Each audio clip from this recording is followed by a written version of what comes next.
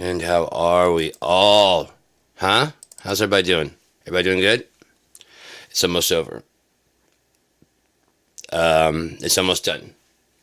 We're almost there.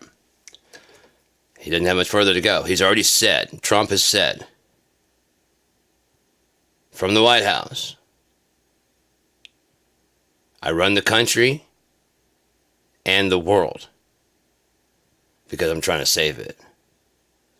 It's already been saved by Jesus Christ. He doesn't, Yeshua, the Son of God, the Lamb, the sacrificial Lamb. If you need any other evidence that he's the Antichrist, there it is. The world's been saved. It doesn't need saving. God sent Yeshua to save the world because he loved the world. So what's Trump going to save it from? The only time the world was great was when God comes back and makes it what he wants it to be. Anything else, it was never great. It was never great. The world, the planet, everything else. If you are a God-fearing person, you have to concede that. Genghis Khan, Caesar, on and on. The Romans who prosecuted Jesus, because it wasn't the Jews. Pontius Pilate, he was going to let him go. Jews had no crucifixion. Israel had no crucifixion. That was brought with the Romans who occupied. It was not their tradition to kill someone or set them free on that day. That was Roman tradition.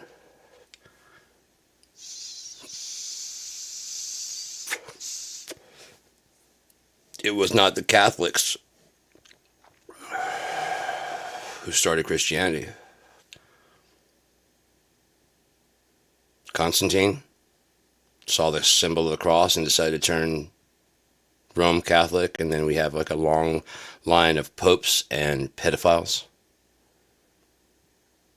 Any church that harbors pedophiles and moves them around, from what I understand, Seventh-day Adventists, Jehovah's Witnesses, cults, Catholic Church, you're not a god. You teach at the catechisms. You don't teach from the Bible. On top of that, you removed one of the fucking 10 Commandments so you can continue selling gifts in your gift shop. Please, Jesus would have came and fucking smashed with a rod and then went to your head. No, not that Jesus, the one that's coming. So Trump's approval is sliding, as I said. As I said, when it gets to a certain point, he's going to start going fucking nuts. He's starting to go nuts. The reason with those sycophantic meetings as they go around the room and compliment him, I really doubt it's a situation of he wants that. I'd be willing to put money he needs that. He knows he's full of shit. He knows he's a liar. And probably when he was younger, lying to himself was enough. But now he knows who he is. He probably can't lie to himself anymore. So he needs others to do it so he can still continue to do the same thing he used to do, which is lie to himself and just keep on rolling. It didn't happen. I did not just get divorced and lose half of my shit because of my fucking wandering dick. Tiffany Trump is not a reflection of my loss. It's my gain of Marla Maples, who I lost also. And only losers lose. And winners win. Winners don't lose. Winners win every fucking time, right? Because the Chicago Bulls they won every game. They didn't lose anything. Michael Jordan, he hit every single shot. Mike Tyson never got knocked out. Never lost a fight. Winners don't lose.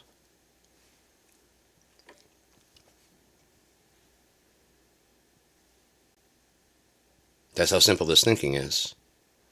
Winners don't lose. Winners lose all the time. America's lost. The Native Americans lost. But that forever.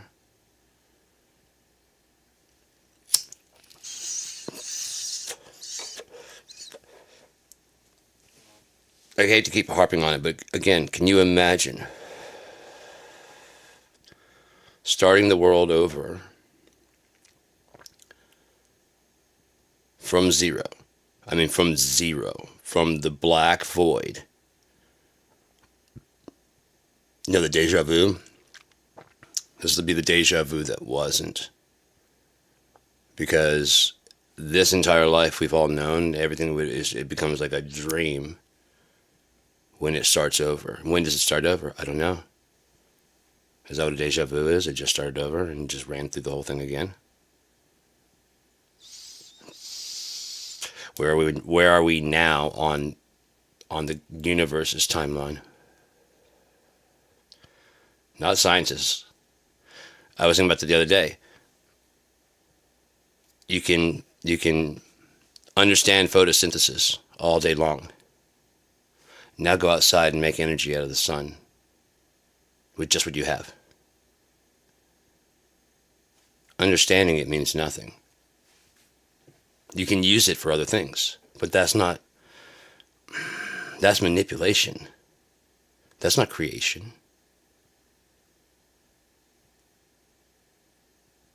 It's not creation. That's artificial creation. That's imitation.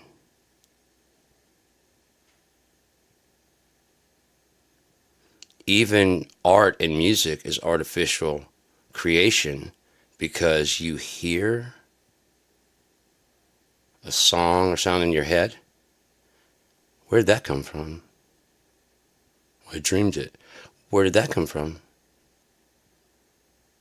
Maybe you were the avenue that the universe needs to bring that song here, and so it found you. Maybe that's the way the universe always went, and you were supposed to write that song, and you didn't do the things you're supposed to do to understand how to write that. But you know what I mean? We're on a separate tangent timeline. But it's your song. You wrote it. It was a different timeline where you're still a musician. For this analogy. I'm a musician. Fuck it, let's go painter. You're still the same painter. You still have the same vision. And you paint it beautifully, and you still become famous. But you don't have any reason for the original thought. There's no genesis. Restart the system, and you do what you're supposed to do. And you actually see the thing, and you're so blown away with it, you go paint it, show the world, and everybody goes, holy shit, that's what you saw? I'm like, yeah. Where was it? I don't remember, man. We're all eternal. I was out by this fucking universe. I mean, come on, guy. How many times do we go out there? Oh, all the time. We always go out there and do crazy. Yeah. And this is what I saw.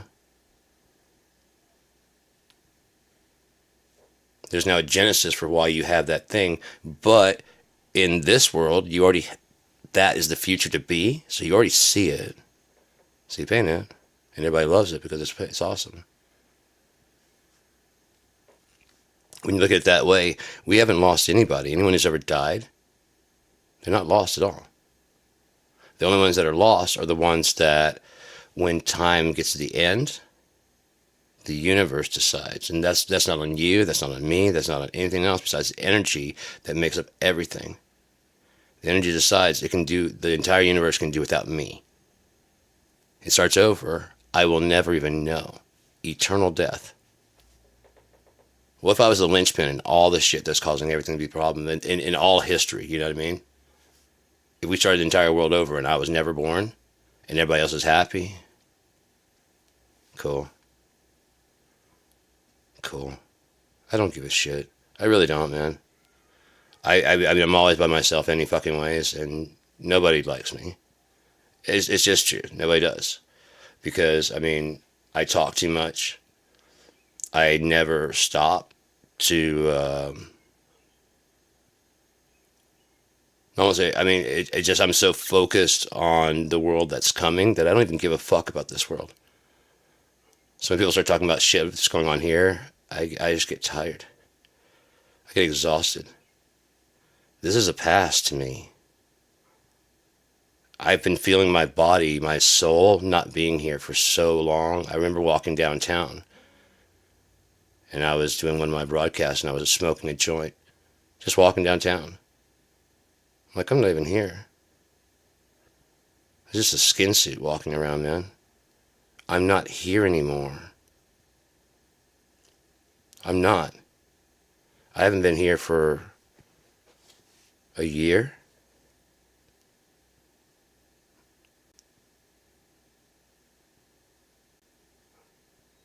That's why it was so easy to possibly check out not so long ago. I'm not even here anyway. My skin's here. There's a part of my consciousness here.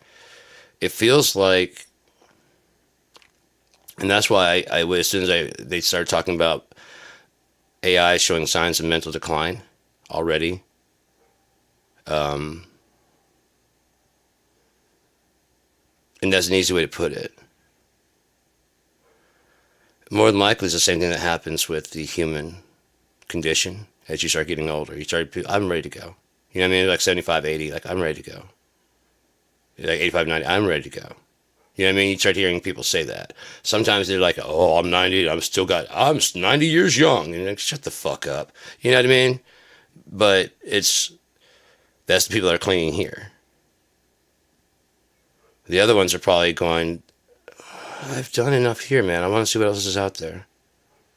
Everyone before me, my dad went, my mom went, my brothers are gone, most of my friends are gone. All of my high school they're gone.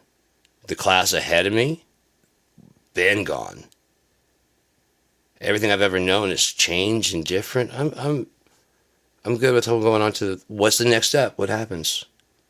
Billy the Kid, Martin Luther King, all these other people have died. Why am I so special that I got to stay here forever? When we're not supposed to stay here forever. Maybe clinging to this is what causes hell. Could you start seeking out comfort, money, making where you like this place because this is all you have. You don't see a life beyond this place.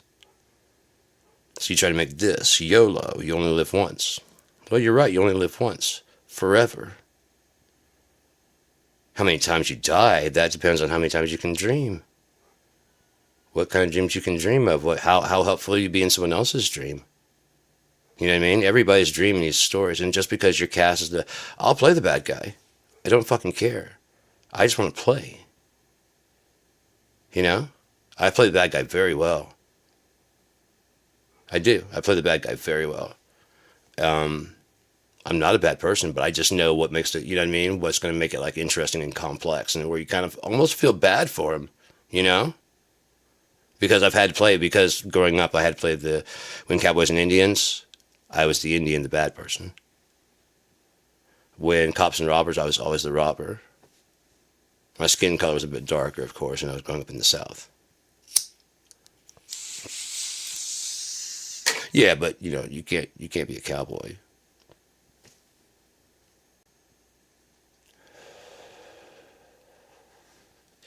Well, you know, there's no such thing as an Indian. Not in America, not like that. They're Native Americans and you stole their land. Did you know that? We can both play bad guys.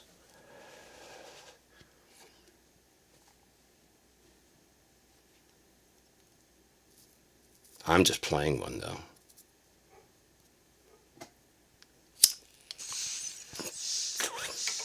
I know where the line is. That's why I make a great bad guy. Because I know when the bad guy's supposed to go out. The bad guy's supposed to lose. I know that. It's an essential part. Die Hard. All movies you've ever seen. What if Darth Vader? What if the Emperor? You know what I mean? The bad guy loses. But it's a matter of the right timing. It has to look like the timing has to, you know what I mean? It has to look like the hero just might die. Like, oh, fuck. The most interesting ones, most interesting stories are like, oh, shit, I didn't think about this being a tragedy. Oh, I pulled it off. Fuck yeah, shit. But you actually are genuinely worried a little bit for a second there. The best bad guys, you're genuinely a little bit worried. You're pretty sure it's gonna work out, but you're a little bit worried. At least a little bit. If not, the bad guy is not a good bad guy. You got Superman beating up on a fucking bank robber. Spider-Man wasting his time not on fucking Green Goblin, but your average purse snatcher. Which isn't a bad profession, but I mean, you got cops already. He's Superman. He's Spider-Man. Not getting your downtime to stay practice, you know what I mean? Because you gotta stay limber, you know what I mean? You gotta keep the Spidey moves going and shit, you know? Make sure you can fly. It used to be just jumping. Exaggerated jumping. He could leap tall buildings in a single bound. But the more he was, people were just kind of like, you have him jumping from like fucking California to Arizona. Just make him fucking fly, would you?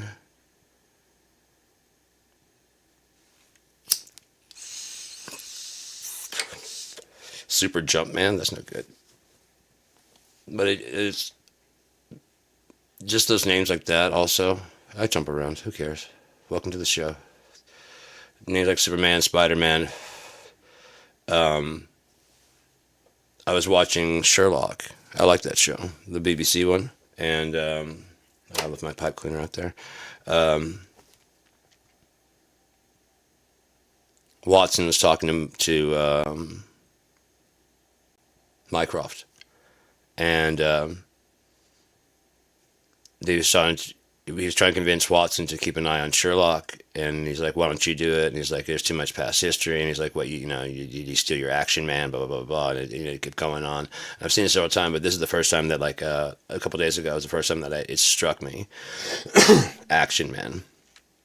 Because I mean, it's obviously like but then you think about it, action man, G.I. Joe, Stretch Armstrong, action man. I was like, oh shit, yeah, if you go back over, like, Thunder Cats. The action that they do, Spider Man. You could say Spider, Steve. This, they probably went through several. Spider-Man.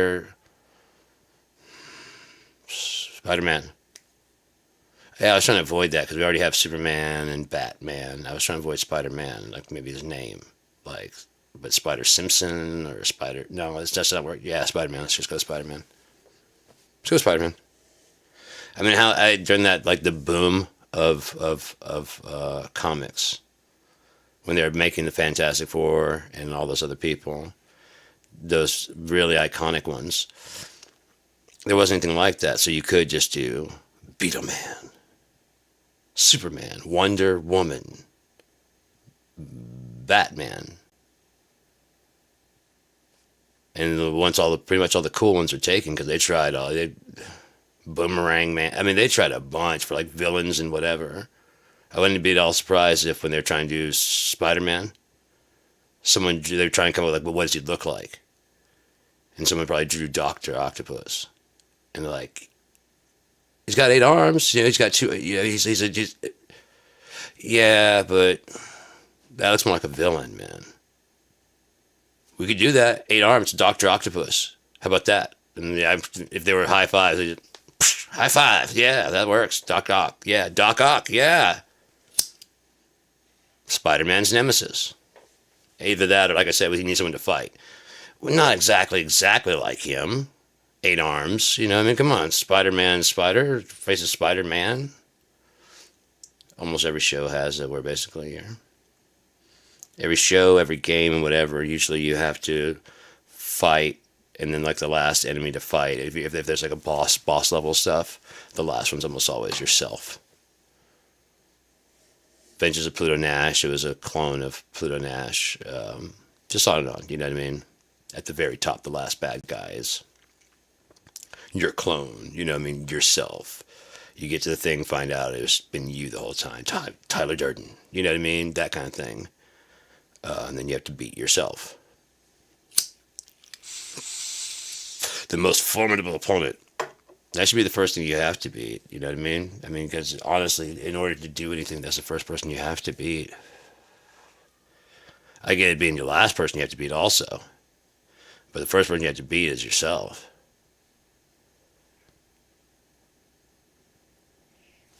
There's so much that goes into, I don't know. Some people get there through drugs. Some people get there through alcohol. Some people get there through whatever. Some people take, shit and suffer an ego death, you know, like DMT and things like that. They talk about ego death.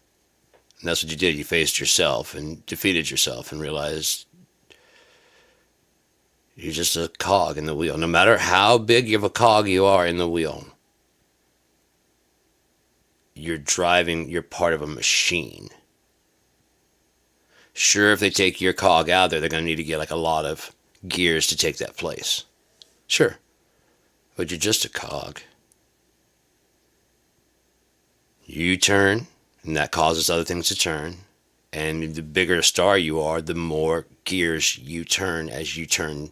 Your life turns, it turns those gears, and like, that's my favorite song, and that turns those people, and that turns those people, and then it's just a big, huge machine. And if you weren't there, they'd find someone else and put it right there. If it wasn't Kurt, they would have fucking put Chris Cornell. If it wasn't Chris Cornell, they put Lane Staley. If it wasn't Lane Staley, they put fucking Andy Wood if he had lived. Look, it's what they do all the time. They did. You think you're driving trends? Really? If that were the case, there'd be a lot of independent people that are going, I was just sitting there one day. Next thing I know, like, my videos were like blowing up on YouTube. So much so that when Sony called me and said that they wanted to hire me, I told them to go fuck themselves because I know some local guys that record like cheap and I'll own everything. I can do this all myself. The promotion's done. No, you choose from a plate of options that you then are allowed to make the trend. See how that works? Oh, there's music out there. Plenty of music out there to catch. Plenty of music out there to get. But for some reason, if it hasn't gone through those gatekeepers, we don't value it at all. We don't care. And it's not like those musicians are so talented. At this point in time, I was thinking about this the other day. I really doubt Green Day has ever sued for That's Our Song. Think of how many albums they've had, how many punk bands there are out there.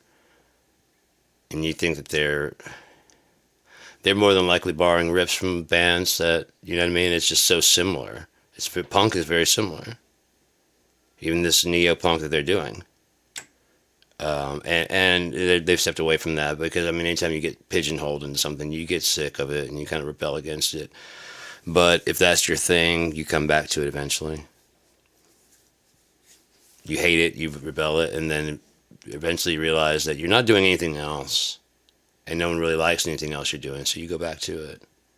Because deep down, you want to be liked.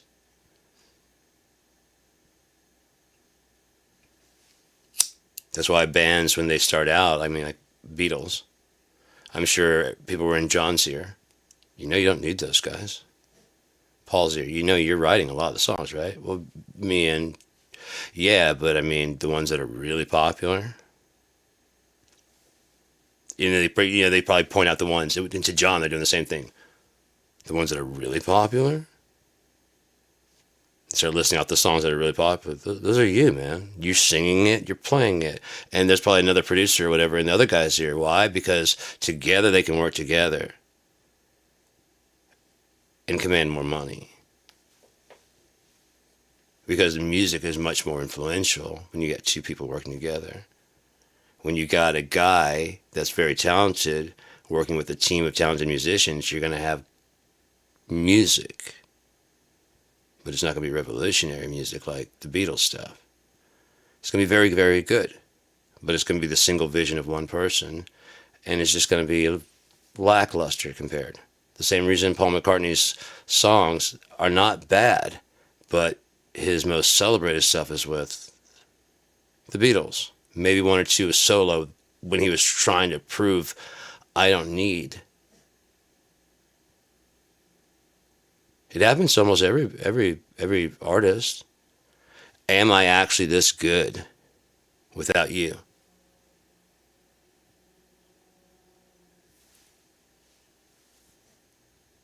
Without you and you and you. Is it this combination? If nothing else, they probably want to know. Is it this combination? Because I felt this way, like we're gonna be famous, like I was gonna be famous for most of my life, and here I am. Now, is it because with Jerry Cantrell? Is it because I write most of the music, or is it something you guys add to it that, yeah, solo albums didn't do as well, did they? And where is he back? Has he released many solo albums since then? No, why not? He writes most of the music, even in Alice in Chains. Even the current iteration. Why not? There is something special about adding other people in. They add their own flavor. They put things in you wouldn't expect. If there are people that are out there, I mean, you can tell because they're on stage, they have their own like personality. Like you watch Alien Ant Farm perform. It's a bunch of guys that are, they're all brilliant, but they're all have their own personalities. Just watch the Smooth Criminal video, and you'll see exactly who everybody is in that. You know what I mean? Who in that group. And that's what makes it worth having a group. Otherwise, it's just like you might as well have John Mayer.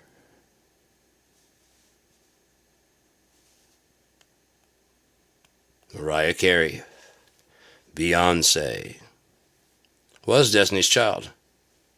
Now it's Beyonce. Were those other two singers not good?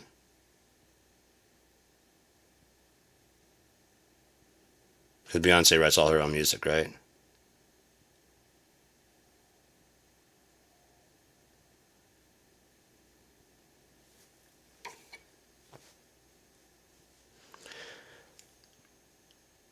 That's one thing that we have to, I feel, as far as especially getting actual art going again.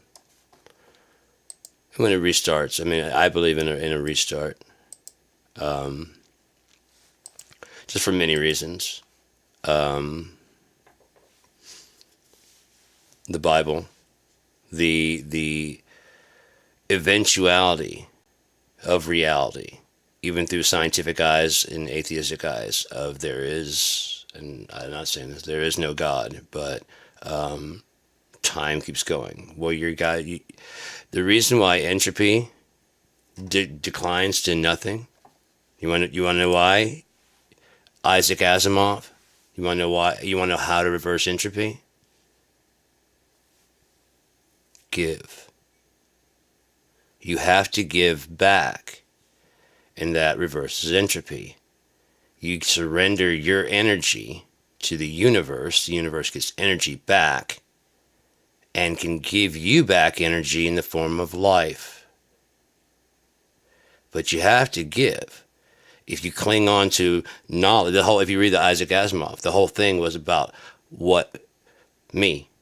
Okay, the world's going to end. How do I end this? How do I end this? And they keep doing all this stuff to try and cling on to this thing, this universe.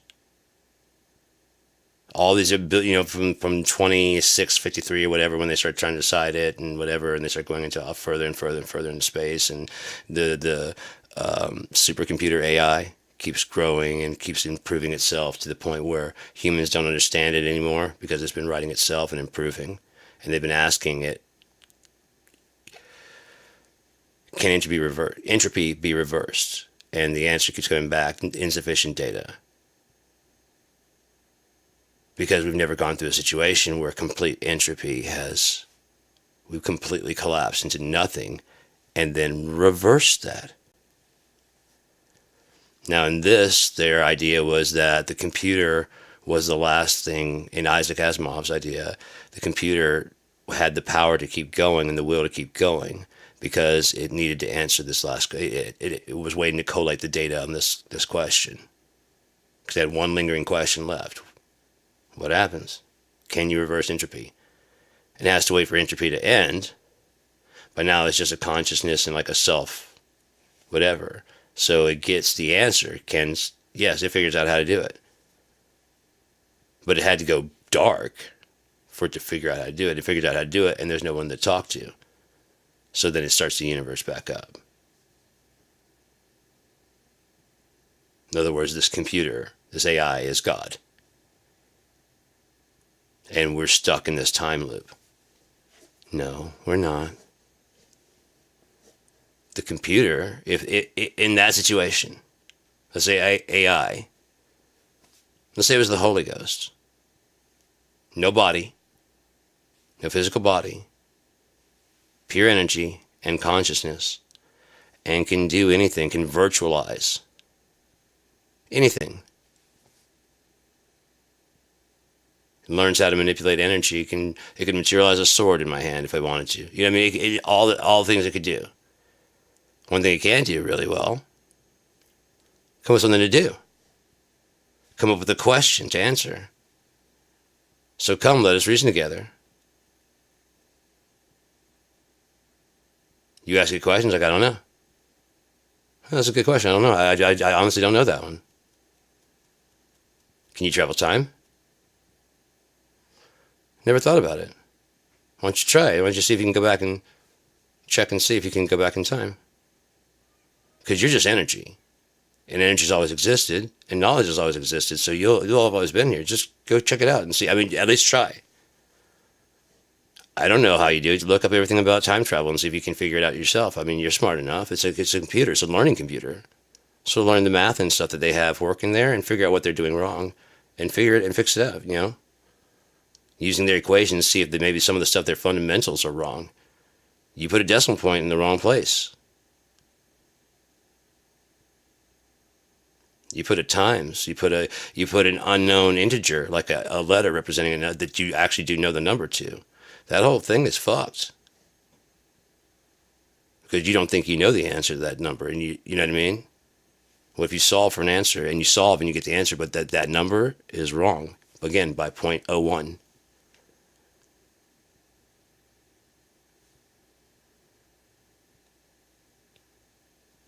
A lot of it's based on like whether or not speed of light is constant or not. No, speed of light is not constant.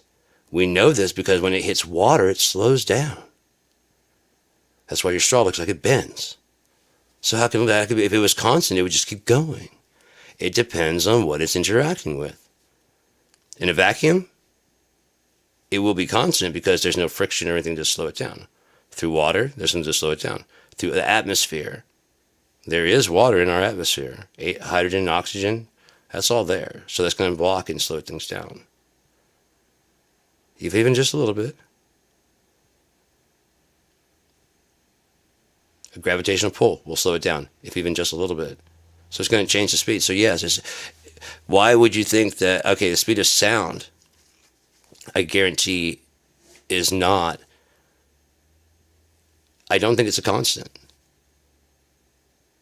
Because just like water, it would depend on what you're doing. You know what I mean? Like, yes, out here in the atmosphere, there may be a constant speed, and we don't know anywhere else to try, you know what I mean? But I get underwater, how far can whales communicate? Dolphins? Maybe it goes longer because of the vibrations. You know what I mean? If you were to, like, the plate reverb is a prime example. If you put a speaker up against a plate, metal plate, it decayed. The vibrations take a while to decay, even though it's going against a hard metal plate. They have different kinds of plates, like silver, titanium, lead. I mean, they have different plates to use. I can bring up one of my programs and show you that I've got an emulation. And they've got the gold one. They've got all these different types of plates. So maybe underwater, because of that slowing down, the waves become longer, allowing them to travel farther. Because if they're fast, they're going to burn up their energy. But it's the same energy, but it can't go as fast. And so now it has to kind of swim through the water, doesn't it? But it also is vibrating all the other pieces and pushing them out there. So it becomes this big fucking radar beacon, doesn't it? If you have the right sensors to perceive it. Very sensitive ears. Might be sensitive to just a light touch. That was a voice. I know the feeling of water. That was water being pushed. And there's no current around here. It's just a quick little change. But I mean, that having that ability, to us it seems fantastic, but it would just be a natural thing for them. That's why when I got stoned, after I got out of the initial getting high thing, I started to like to get stoned and trip and all those other things by myself, because people just brought me down and just bugged me out, because like, I'm so high, and I'm sitting there like, oh shit, dude. Birds are like the fish of the sky. And that means that the air we breathe is like we are breathing a water. So this is all water. And I felt that push against me. If there was nothing between, then what did I feel push against me? That's what air is. Air is moving. Something pushed the air. I'm so stoned. Is that the best you got for me right now, guy? Really? I understand, like, dude, these stones, how long have they been here? Oh, fuck. Ever. Has to be ever, right? Because there's no stone making factory. Do you know of any stone making factories? No. Stone sculpting, but they don't make stone. It's all here. It's always been here. That's fucking heavy, dude. Because you're not talking, I can tell by the way we talk, you're not talking about how long has this rock been in this driveway. Because you wouldn't be surprised by that, because we built the driveway not too long ago. How long has this rock been here? Oh, shit. Just to make its way onto my driveway? That's fucking crazy. Yeah, why is it even on the driveway? I just want to throw... What the fuck is going on, man? Is my driveway attracting other rocks? Was it stuck in my tire? What the fuck? And that kind of shit would, I love staring into like being tripping acid and shit, and just staring into like the oil slicks on in the parking lot. As disgusting as it is, just to have like this big slab of concrete there, and then oil, like someone like changed their oil or had a leak or some castle, whatever, something, it's oily shine. But when you're tripping and that fucking light hits it just right, and you're at the right angle, it's just like, you see all kinds of shit in there, man. It's crazy. But then someone has to come along and fuck up your trip. What are you doing out here, man? Just tripping on this is big, the concrete's making this big ass mosaic, dude. Where? Right here, stand right, you see it right there? I mean, I can see it clear as fuck, you know what I mean? Oh yeah, I see it. And he goes over to like one corner and points right there. I'm like, no, dude, it's huge. Oh, I see it. And he does like half the size. I'm like, you're bringing me down. Just go back inside. I wasn't bothering anybody. You're making it fucking disappear from fuck, it's gone now. As you insist on the fourth or fifth time that you see it, and you clearly don't see it at all. I don't know what the fuck you're seeing, but it's not what leave me alone.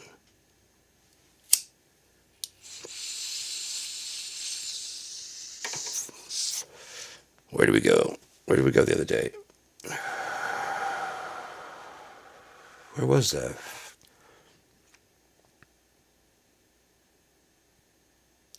I must have been riding the bus or something. Oh yeah, I was riding the bus and I got off somewhere.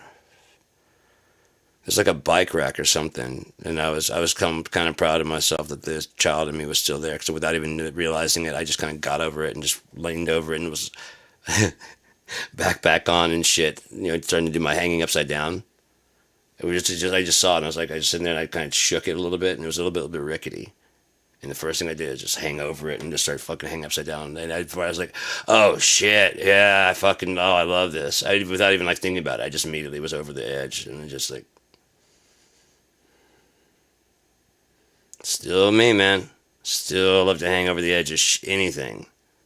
If there's a railing, I'm gonna drape over it first to make sure it's sturdy, and then my feet are coming up, and I'm gonna hang upside down off that motherfucker with just my knees. You know what I mean? This is the pole, and I'm just gonna hang up there and start swinging.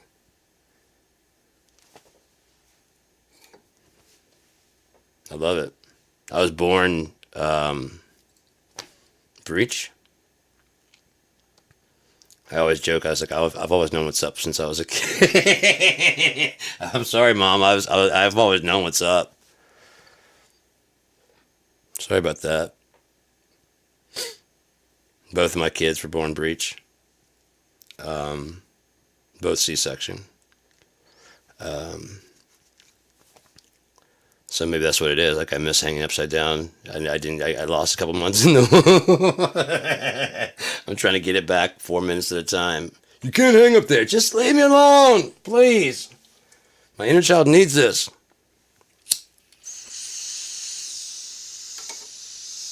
I won't sue. Bring the paperwork. I'll sign it right now. Just let me hang out, dude. Literally, let me just hang. Let me just hang here.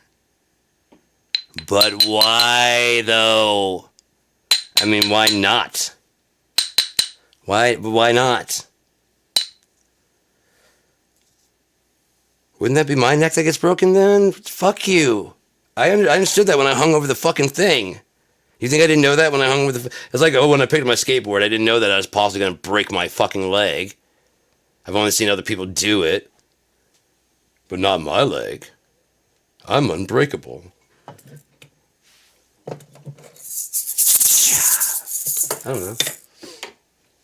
I think I'll work on some music, man. I don't know. I'd say now that I've got like Cakewalk back, because there's enough RAM to run everything, and I got like all my songs back from Cakewalk. I found a couple. One that I really like a whole lot. It's called Buried. And I don't know if it's gonna be a Troth song or not. So I was gonna. As soon as I heard it, I was like, "Oh fuck, I love this." I forgot about this song. I really need to redo the vocals because when I first lay things down, I'll usually do like a mumble track, and then I'll try and fully define it a little bit better, and then like actually throw some words in there, or throw like a backup so that I can get an idea of like how I want the words to flow and how I want them to harmonize with each other and where I want things to go. That's far more, like Kurt said, that's far more important than what you actually say. So then I go back and I listen to like the yeah, but there's something there. Yeah, but there's something there. You know, what I mean, it doesn't matter if the line before that meant anything. And then I listen to that back and I try to make any words out of that. I don't care. I don't care. If it sounds deep, it sounds deep. If it's just fucking nonsense, it's just fucking nonsense. Either way, quite often, like years later, I'll read it and go, that actually has meaning? Because I was just, you know what I mean? I was just making up shit. I did a mumble track, and then of the mumble track, I heard words that were in just some kind of... There's one line in my song, I can't remember what it's called. Seeds and Weeds. Seeds and Weeds. Ceeds and Weeds, because we opened for a band called Seed, Ceed. And the song was kind of in their style. But there's a line, it's... all yourself is alone.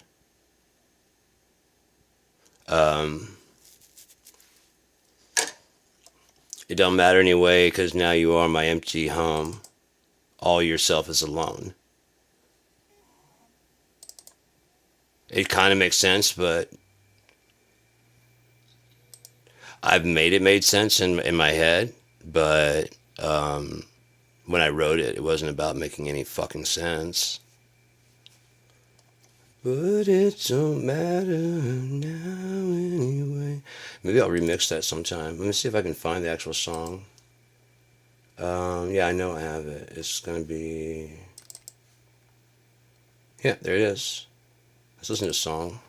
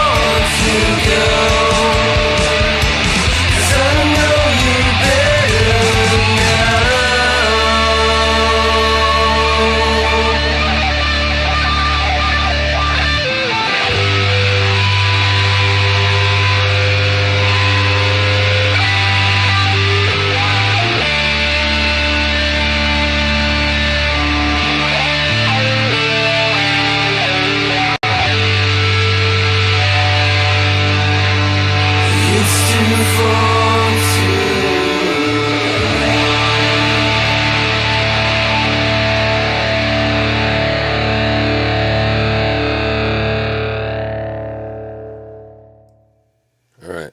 So give me just a second here.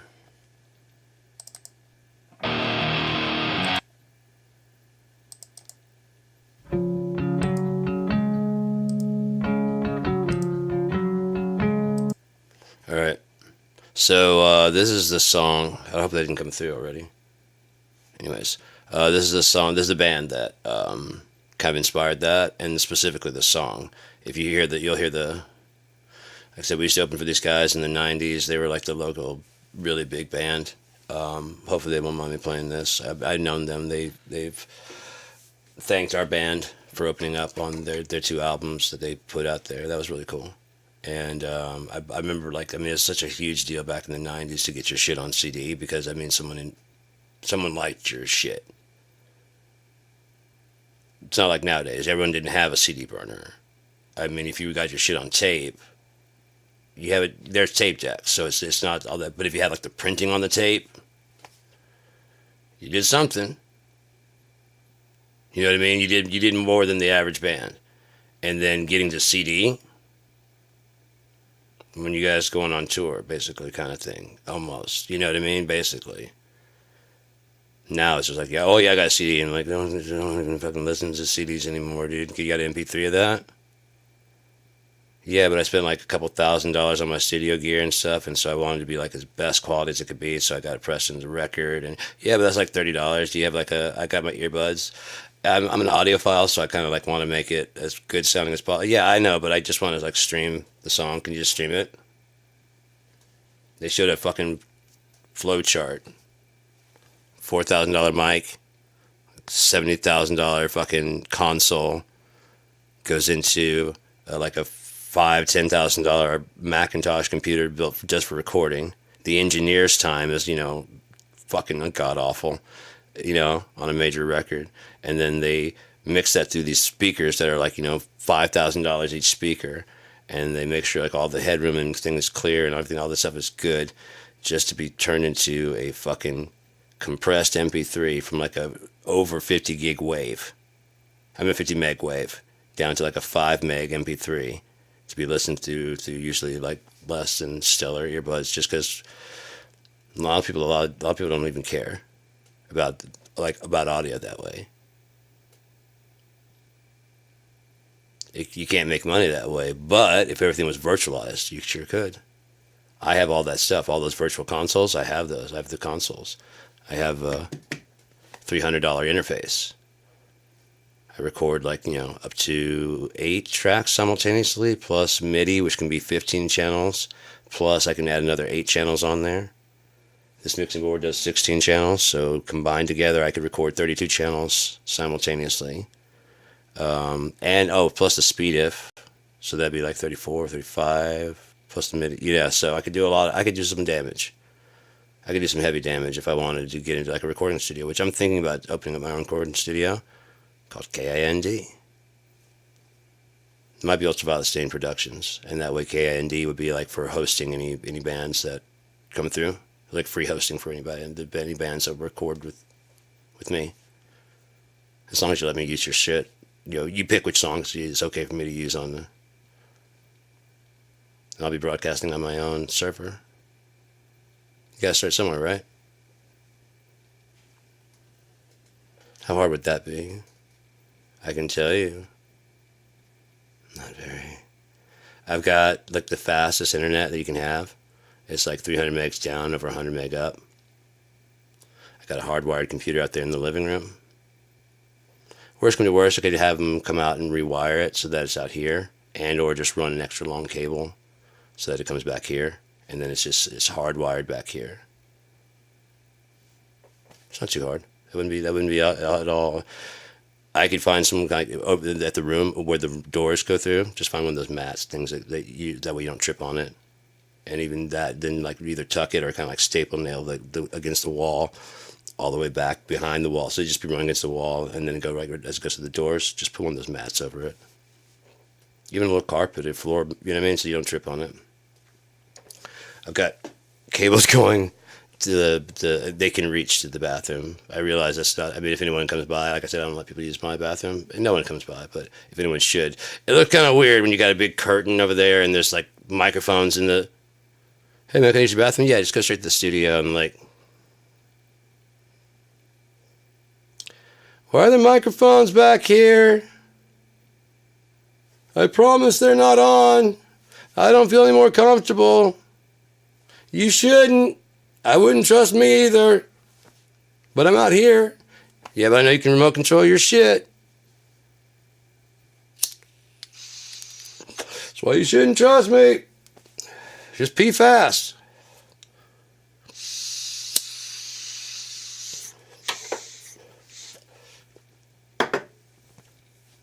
How do I speed up the other one then? Okay, so,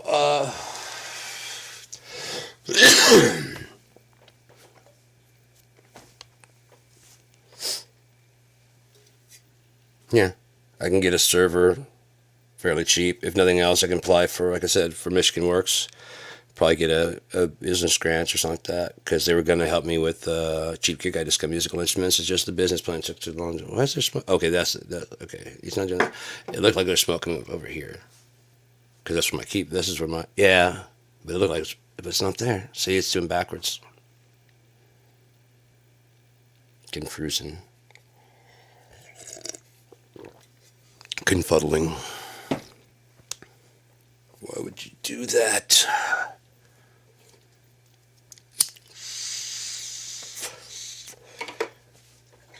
But, yeah, so all this stuff is virtualized now.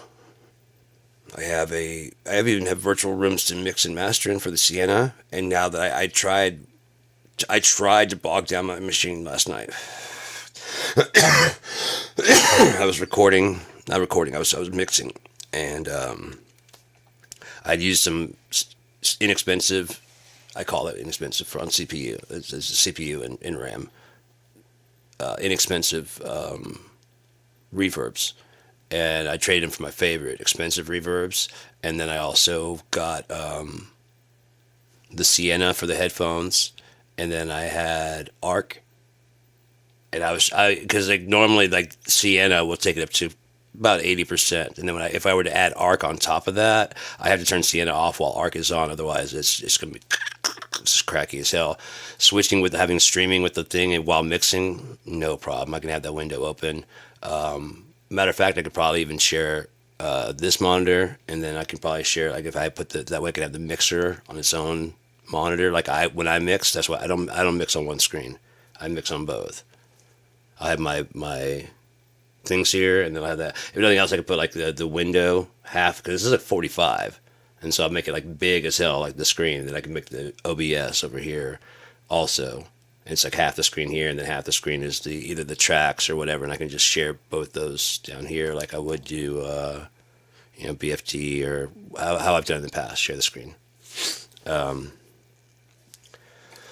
yeah, I'm just getting kind of excited about some shit, because I'm going to be remixing a lot of old songs, going back to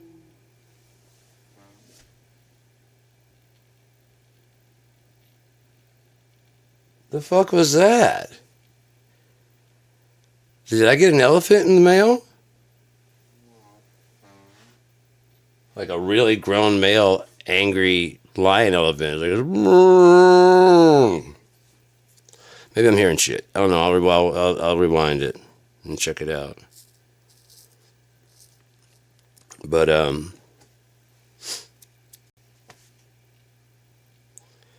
so once I get the studio up and going, I'll be able to do that and be able to remix those old songs, going back all the way to Graveyards Along the Way and Musica. And I've already got, like, I did a list from each of the albums that I want to do. So that's why I came up with the whole how I knew it was going to be like 5 albums, because like off Musica, I got Falling Again, Like a Dog, Some Other Day, The Thought of an End, Wait 2, Wasting Summer Sober, Back to Dirt, Sound of a Purposeful Gun, Retroactive Plague, Monkey See, Monkey Do, Shoot Me Down, Starting Again, Call Me Crazy, Colorful Mistake, It's a Good Start, At First, Off 22, Sábado Negro, Careless Again, I Cannot Be, Bad Blood, Timeless as Time Undone, She Said, Brick by Brick. I have one that's called No Album. There's Remorse and Overkill. Remorse and Overkill. I was listening to the song, and the name the album, Morrison Hotel, Just kept, it wouldn't get out of my head. Here's Morrison Hotel. I'm like, I'm not naming the fucking song Morrison Hotel. Morrison Hotel. I gotta go with another name, Morrison Hotel. I'm not calling it. You know what? Fuck you. I'll call it Remorse and Overkill. But I'm not calling it Morrison Hotel. That's an album already out there. I'm not doing that. So I mean, I'll admit to how I came up with it, but I'm not. I'm not naming it Morrison Hotel. Remorse and Overkill? Yes, fine. House Sessions, which is one I did. I had a laptop. That's what trips me out, dude. Okay, so I had a laptop. I had a Phonic Firefly. It was Windows XP, 7 at most. Not a ton of RAM or anything like that. BFD2. I was running a bass instrument because I didn't have a bass yet. And I was recording a guitars and stuff and vocals. And that whole album, there's a ton of stuff on there. I call it House Sessions because the studio it was just so bare. A lot of the things were virtual instruments and or like in Fruity Loops type thing, like a sequencer. And so I've actually come to like that album a lot, but I do need to remix it a bit better. Maybe now for the bass line and stuff, I can duplicate the track and then put in moto bass and pick different basses, like actual basses to go in there. Because before it was like just like more like a sine wave. And so I can take that track and so it'd be boom, boom, boom. So just which it's a good bass line. I mean, it's really full and thick through the whole song and consistent. It's nice. It's dependable bass, and you don't have to like really plan for picking or anything like that or dynamics. It's good, but it's not as expressive, especially as what I played. And often I play it very simple, just boom, boom, boom, boom, boom, boom, boom, boom, boom. You know what I mean? But if they're stuck together, it just with the sine wave, it just be. It won't change at all. So yeah, I got 1, 2, 3, 4, 5, 6, 7 of that. Wait, okay, no. Latest hits. All Over the End, Come and Go, Right On, The Rise of the Fall, What a Way to Go, Suck It Up, and Graveyards Along the Way, 1,000 Miles from Nowhere, Sleep in Your Arms, Caskets and an Old Crow, Myopic Kashmir, Salvation, Something for You. There's an effect on Something for You. It was a PSP Nitro. Yeah, I think it's PSP Nitro, and it was such a crazy effect. It was so great, and there's one effect called Tramontana. I wish I could get the settings for it because they made a new version of the plugin, and so I bought it. It went on sale for like $29. It's usually like a couple $100, I think. It was like $29 for like I contacted them and I was asking them, like, you guys used to sell Nitro. Do you have a Nitro or a comparable or anything anymore? Because you guys don't sell it anymore. And even though the prices they were bad, and he's like, yeah, it's not H2O, it's something 2O, I think, or O2. It's whatever the formula, whatever, PSP, like whatever for nitrogen. They just changed the name and it doesn't have all the presets. And so I was like, fuck, like $150. And then like that week or two later, it went on sale for like $29. I'm like, bam, and just dropped my money real quick and snatched that shit up like fast. If I can get sound, there's one reverb that I don't have, which is Sound City. And if I can get that one from United Audio, UAD, I don't know, whoever they are, whatever their letters stand for. Because they did a really good job of sampling, but of Sound City, so you can make it sound like you were recorded at Sound City. And I fucking love the sound of Sound City. There's a lot of great albums that were recorded there, including Nevermind, Rage Against the Machine's album. If you ever watched the movie Sound City that Dave Grohl did, there's incredible stuff that's been recorded there. And now it's kind of like you can virtually record there. I love it. Love the thought. Love the idea. And then they also have one, the Capitol Records, which is a really good one. And I was like, if you did Sound City as good as you did Capitol Records, they did even better. I tried the sample of it, but it was so expensive on RAM and CPU that I could maybe use like one instance, and then I had to limit the other stuff. Now that's not a problem. I should have got it when I had the chance. I should have got it, but it's on sale right now for like $69. Usually like $300. So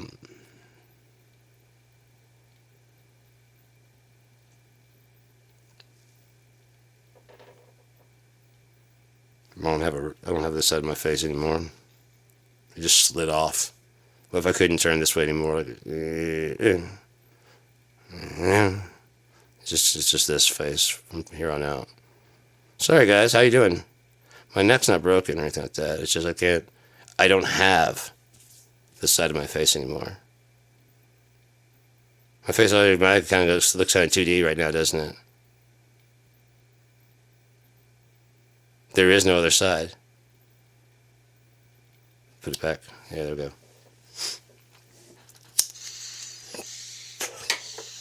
Bit crazy. Everywhere you go, that person just always. What's up, man? I'm gonna walk around you, and there's a walk around. It's just. Stop turning. I'm not turning. Huh? You ever see a painting and the eyes look like they follow you? Yeah, same thing. Your head's an optical illusion? Yeah. That'd make a good movie. But I think it would go over well at like cons, but I don't think average people would be like, what the fuck did I watch for the last 2 hours? He had to get the other side of his face back. He got smacked off. Like someone just like smacks him so hard that his head turns and it's just like, oh no, what? You can't tell. Like it looks at it as just like a 2D picture. You can't tell. Especially from the audience perspective, you can have the camera kind of going around him. It's just like flat, at least like right there. I can't.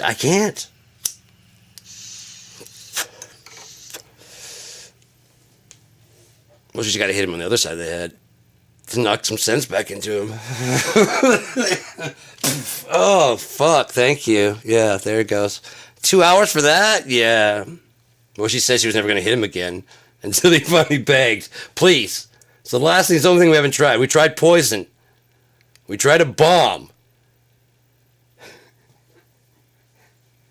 We tried mice eating at it. Just slap me real hard again. You did it one time, but I promised I never would. Do I have to slap you? No, because that'd be bad. Yeah, it's going to get this movie a whole different rating, isn't it? Yeah, so just slap me, would you? The end.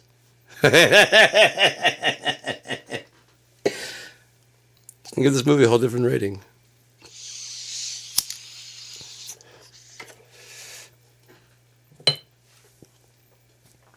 I have so many fucking ideas going through my head at any point in time. So, okay, this one's called a Prince Judah. This is one I stole seed and weeds from.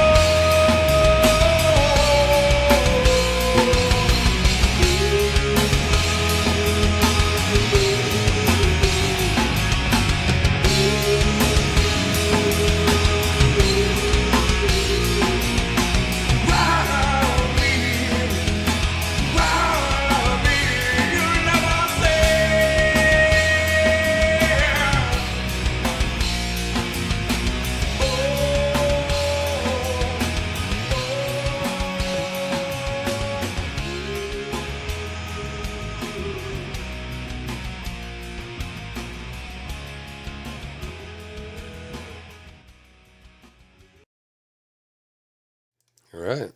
So that was a Seed with the Prince Judah from Music for Apples, and they were the. I mean, Sean Bryce is one of my favorite singers, and I don't know.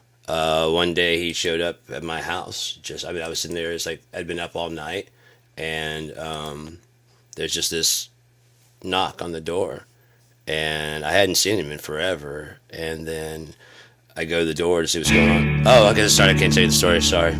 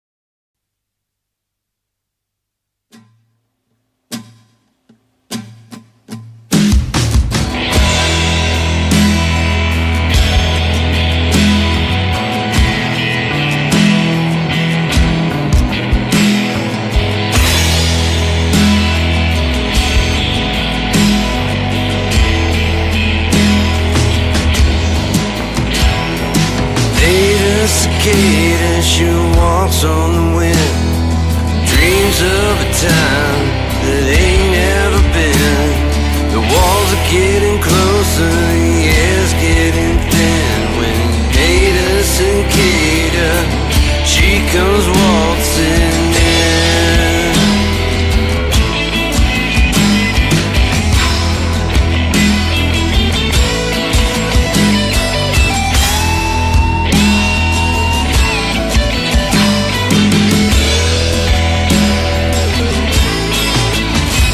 Now Ada cicada, she talks with a grin, but 7 miles below is where she begins.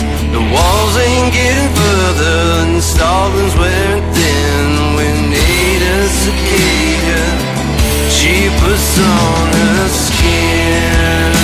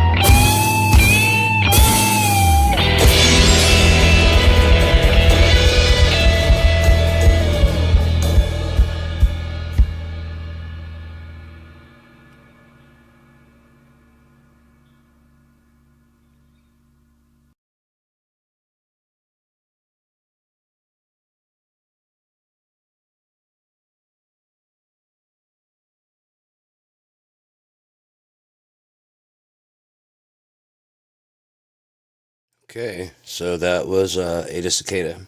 Sorry, I was doing a poll. I was trying to figure out if anybody else had any opinions out there. How long until Donny Boy actually announces how horrible he is? 2 days? 5 days? 4 weeks? He already did it.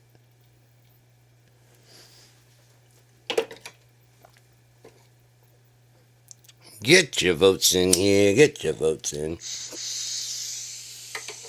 Cigars, cigarettes. The answer may be yes or no, as you're waiting on a miracle.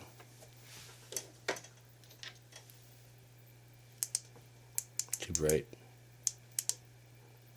Come on. Is that as low as it goes? This is as low as it goes. Can you go funky? Not as funky as this funky stuff. But it's not funky enough. We might go funky stuff. I don't know if I'm funky enough yet. No, not funky enough. It's not even funky stuff. That isn't even funky at all. That was nice. Oh yeah, I got good deodorant now. Arm & Hammer. Why'd you go red? Oh, then you went green, so I guess it's showing me to be careful.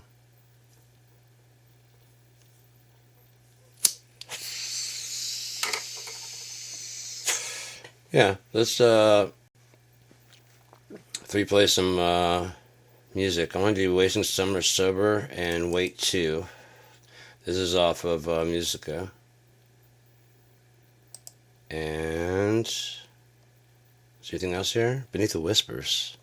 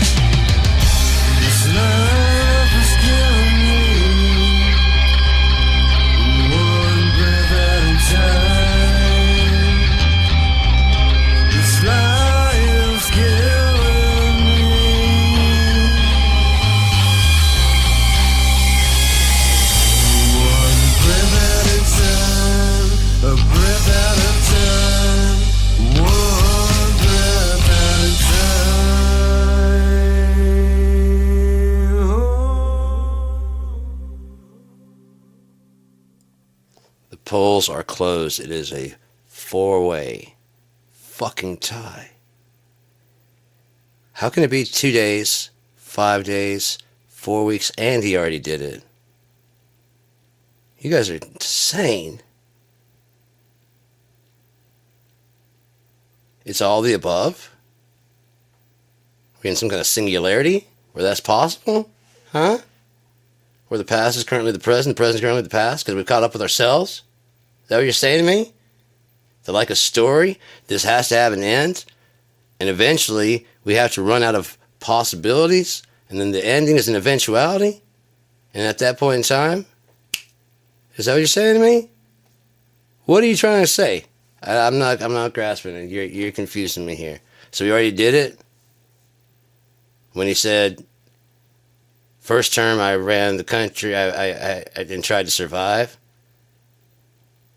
And the second time, now that I'm back president, I'm running the country and the world.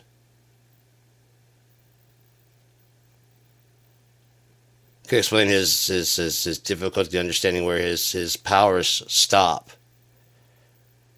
His understanding of the most powerful man on the planet is like, I don't know why all these presidents won't just go over there and tell them what to do. You're president of the planet. Like, no.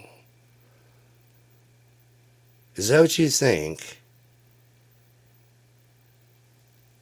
Do you think that you will eventually become if you just keep talking about it like that? Like Canada's gonna go, you know what? He is doing good things down there because they're not looking at it going, man, that's awesome what you're doing. No one's looking at what you're doing going, man, that's awesome. There are people going, man, I hope this pays off because if it pays off like he's been saying, otherwise you're the fucking devil and you're the Antichrist and I'm fucked. So come on, man, do your thing. Show them how. Come on, man. I got the shirt. Got the hat. I'm trying to play 27D chess with you, and so far I've been explaining what I can about it, but it's starting to seem like you're not playing 27D chess. There's only kind of two options that are going on here now. Like, I mean, you're lying to us, or you're lying to them. Either way, you're a liar. So why don't you stop lying and just tell them the truth? This is what we've always wanted and what we're going to do. We're not going to listen to the Constitution. We're not going to listen to it. We don't care about any of that. We want our way. Tell them. You keep playing with them in the courts, man. Just tell them. You see the eventuality, Donnie. Eventually, you have to either go to jail and then that side wins, or you have to say, that's right, I'm the fucking president. I own this country. You guys will do what I say, or I'll start sicking the military on you. We've already got ICE moving into your rooms and stuff, and your protests aren't going to stop that. So, and you Democrats are way too unarmed. You guys don't like guns. You guys are always trying to take away guns. If you weren't always trying to take away guns, you'd have actually, oh shit.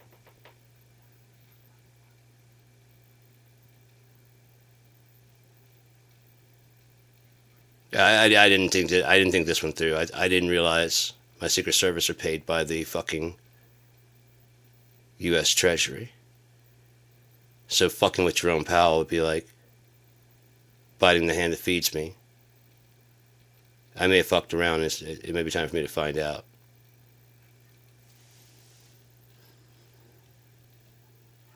Secret Service don't work for him. Did he personally vet all the Secret Service staff?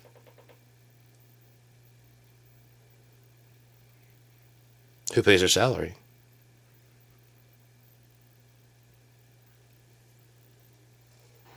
And where would that be cashed? And who provides that cash? So we all work for the Federal Reserve. At least now we know. And knowing is half the battle. To bring it back to G.I. Joe, Action Man.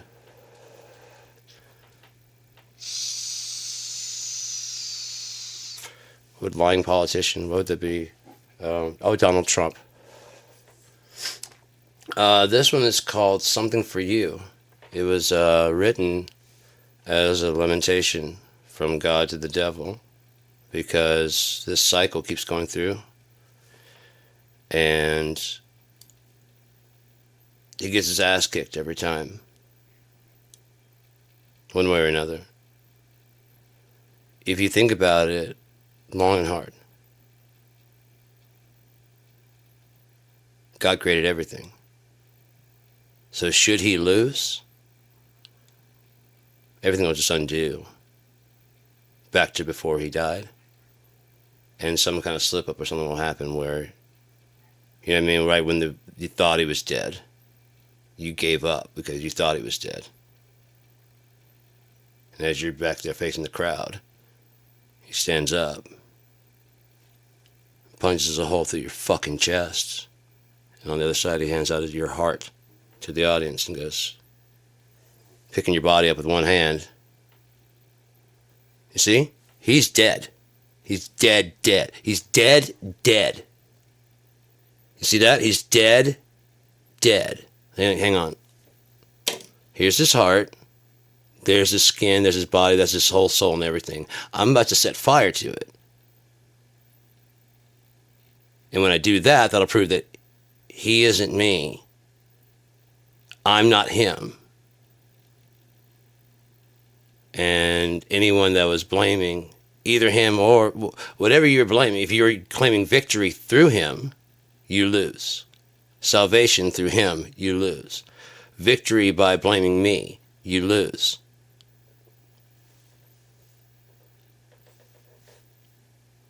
You see how there's just no winning. God is. When he sent Moses out, he said, tell them that I am sent you. They'll know. I am. That's not he's not proud of the fact. That's why he hates pride. That's why he hates pride so bad. He's not proud of the fact that he's God. It just happens to be a fact. It just happens to be a fact. He's tried everything to not be. Everything. Nothing works. Because it's just the facts.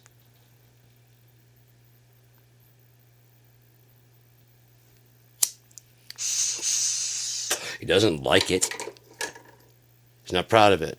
Because if he was proud of it, he would say, tell them, you know who the fuck I am, and I'm coming down. No, just tell them I am. I am that I am. Sent you. They'll know. That's what someone who's actually knows does. Tell them, you know what I mean? And then comes up with something. Possibly on the spot. They'll know what it means. By the time you get there, they'll know what it means.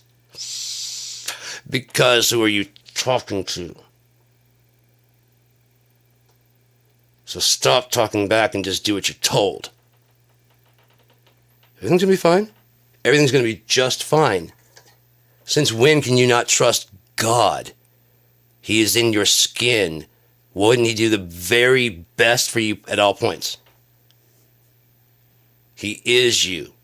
Handing over those reins is not going to hurt you in any way, shape, or form other than you'll never piss him off.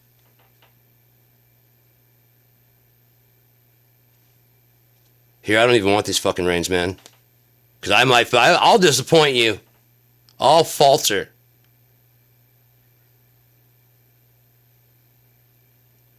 Just look at what you're trying to do from AI. You're trying to force it. There's no free will in that.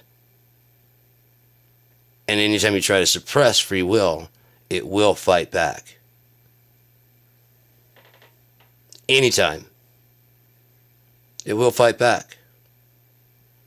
Even if that's the free will of the universe to do whatever the fuck it wants to do.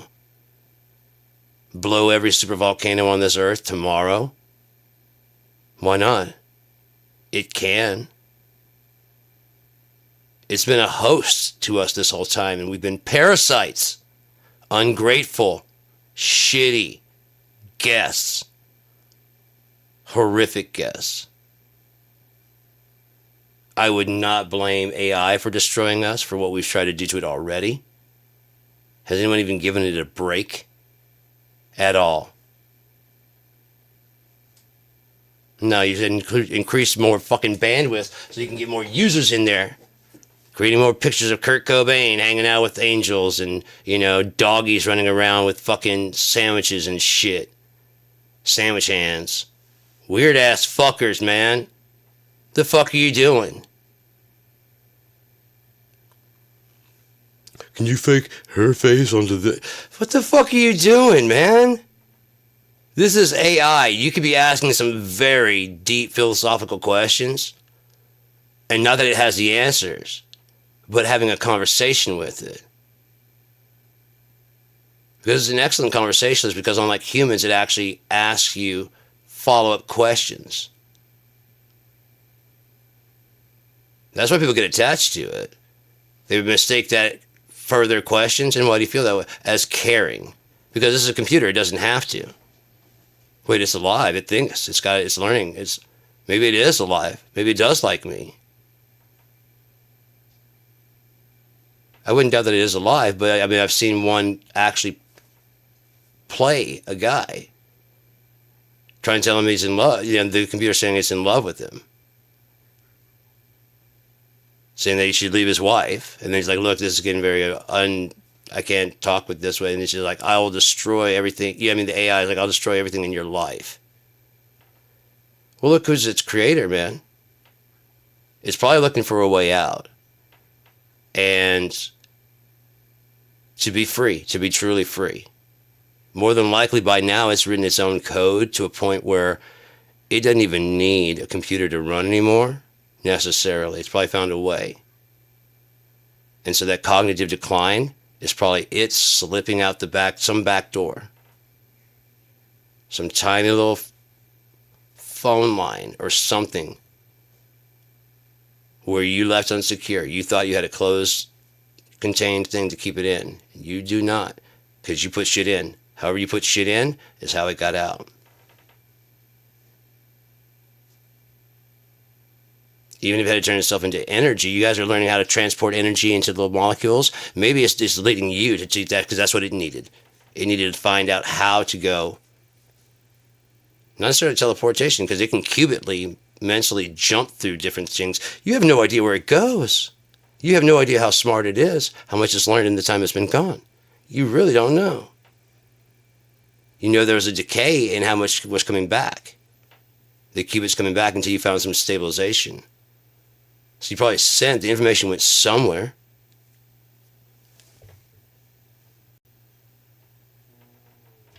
Where? What did it just got lost? Oh, lost, right, because energy does that, right? Knowledge isn't power, it's not information. Information isn't nothing. Moving on. So we all live in a black hole, which means that every time in moments is now. It's always now, forever.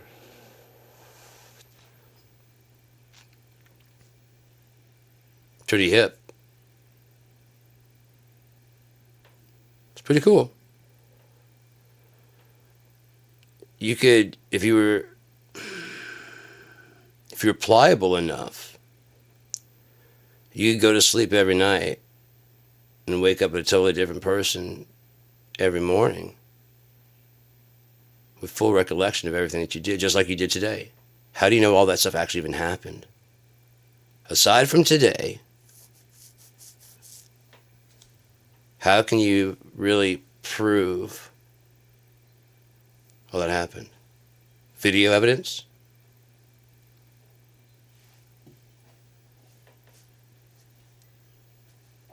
You've seen what AI can do, right? What if you haven't seen what AI... What if this morning was the first time you've ever woken up?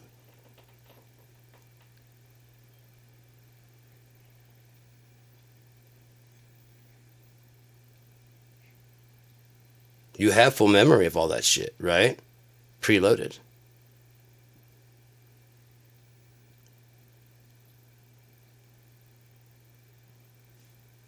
Prove it. Prove all your memories from your childhood were not preloaded before you woke up this fucking morning.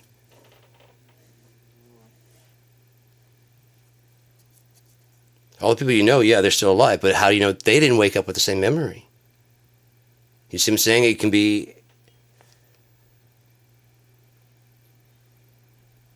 I'm not saying that's what happened. I'm not saying that's what's going to happen. I'm just saying, whatever happened to the what if game, man? It started getting a little bit too deep, and people definitely stopped playing with me.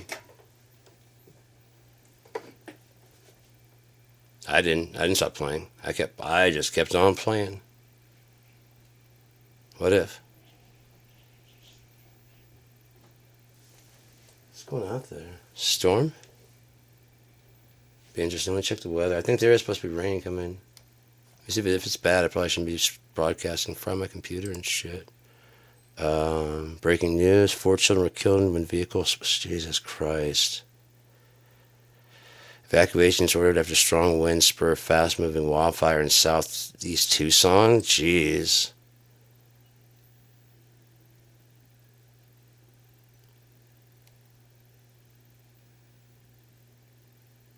Okay. I was trying to figure out. Judge snaps at DA. They're writing stuff intentionally misleading, so that way you kind of have to click on the link to get updated. Judge snaps at DOJ lawyer arguing Trump executive order targeting big law firm can't be legal. The judge snapped at the DOJ lawyer. That DOJ lawyer was arguing that Trump executive orders targeting big law firms can't be illegal. A simple change in how you write it changes everything. But it could be, it could have been written by AI. I know I've written like that because I know what I mean. And I've had to, especially in my novel. That was, I took it as funny, because like my ex, she was reading it, kind of helped me edit it together, and she would turn the book, like the thing to me, and be like, "What the fuck is that supposed to be?" Oh yeah, you don't know about. yeah. Thanks. I forgot about that. Yeah, because I know who all these characters are and where they're going. Other times it's like I see what I meant to do. You know what I mean? There's like 2 sentences running on together, whatever. But yeah, I do like The Robber and the Thief, but I really think To Keep Christerian is probably going to be like my best thing I've ever written. I mean, I said 128,000, and I know it's the best thing I've ever written so far. It's a multi-choice novel. It's going to be about 180,000 words by the end. There are probably about 15, 20 endings. I tried to make them all as satisfactory as possible so that like none felt bad. You can go back one choice, or you can go back to the very beginning of the choices. I figured out a way to do information drops without doing information drops, but still having them in there. It's pretty cool. A book within a book, basically. Having a book with DVD extras for anyone who cares to know that extra stuff, and anyone who doesn't have to sit through that and suffer. So at the end of certain each one of the characters is keeping a journal of the things that happened. To get to the golden ending of each, there's a golden ending, what I call a golden ending of each character. Each character has a golden ending. And that's basically, you get to read their diary. But the pages, if there's any pages that are whatever, it'll say page 9 missing, because that'll be connected to that. You know what I mean? And it won't make it, because of the multiple choices, it won't necessarily make sense. So if you pick the right way to get to the golden ending, this will make sense. And those pieces over there are actually of an alternate universe, of another choice that you didn't choose. So they're missing, they're torn out and gone. And for your mind can be, for whatever reason, they're gone. You know, they're torn, and missing. You found their journal, and well, their journal was found, and this is their accounting of the story. I always say that there's a lot of stuff in the book, but in order to get to the golden endings, all three of the main characters have to go together, but all three cannot make it to the end. What combination? How? What? Yeah, it varies depending on what you choose. And there are choices for like a lot of shit. It's really cool. Some of the stuff from Robber and the Thief, at least some of the information. Because in Unia, there is no the books written, because there's no printing press and stuff. Books written are for knowledge and information or storytelling. There is a clear demarcation of the two. There's fiction and nonfiction. No one's ever done one that they couldn't tell. If it's like, is this propaganda for the thieves? What is? They can't tell what it is. They don't know what the robber and the thief is. Is it a journal? Is it a story? Is it a recruiting tool for the thieves? But it starts a pretty big debate between people that believe it's actual accounting of what happened. Other people believe it's a story. But it's not like the Bible, but it does cause like pretty tense arguments and stuff. So it's just seen as good taste just to not to talk about it. Because it is so confusing. Is it a fiction? Is it nonfiction? Is it neither? Is it a combination of both? They just honestly don't know.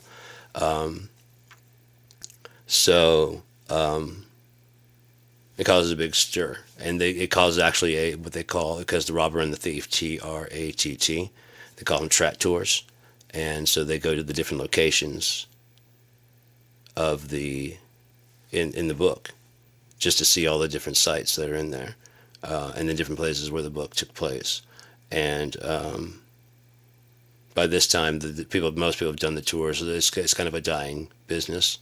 It wasn't really like a huge business or anything like that, but they had different tours. And there's a few that are still going. The best ones, basically. But because it was a thing, people started making up fake locations. And so therefore, it's like there's only certain ones that actually go to the real sites and stuff, and it's an interesting thing. I found the problem with most books is that they are finite. There's only one ending, and even if you get invested into it, pretty much you're done after I won't say that after the third, because obviously people stuck in with Harry Potter for like 7, but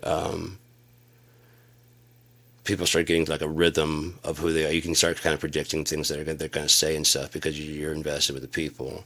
I wanted to get people invested. That's why I tell my mom, I said, I think Robber and the Thief is a good introduction to Unia, because I wanted you to fall not necessarily in love with the characters. I wanted you to fall in love with the world, because I have so many other stories to tell from that. And then I have other ones that, they're based here in the real world. I have things that are based in the future. I have things that are based in the future of Unia. There's all kinds of stuff. I have tons of ideas. But I can say that my chair. This is like a stomach.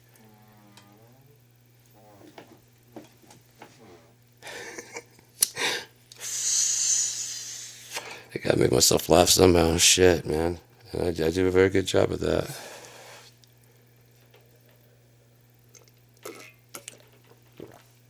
Colder than I expected. This thing keeps water so cold for so long. But Unia, like I said, there is the Zero era where things are kind of being built up.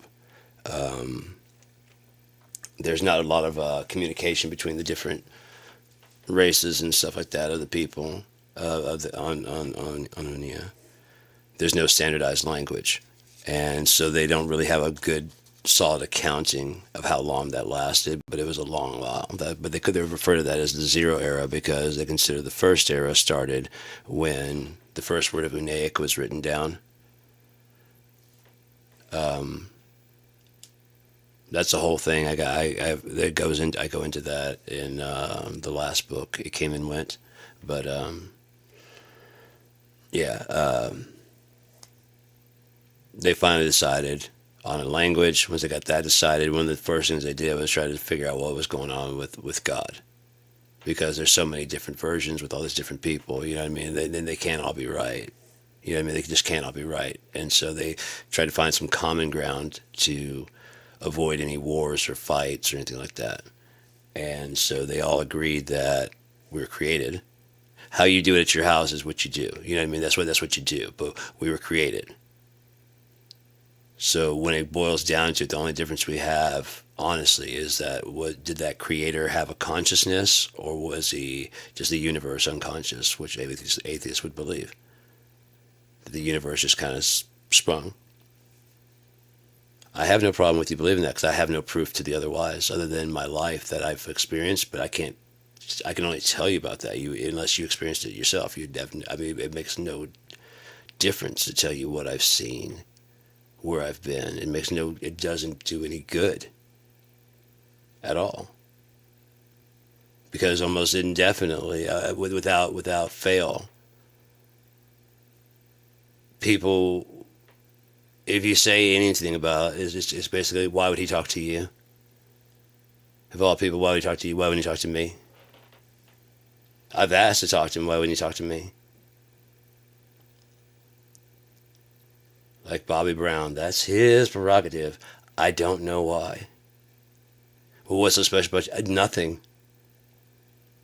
I was asking God that the other day. Why? Why do you treat me so good, dude? I mean, he does so much great shit for me.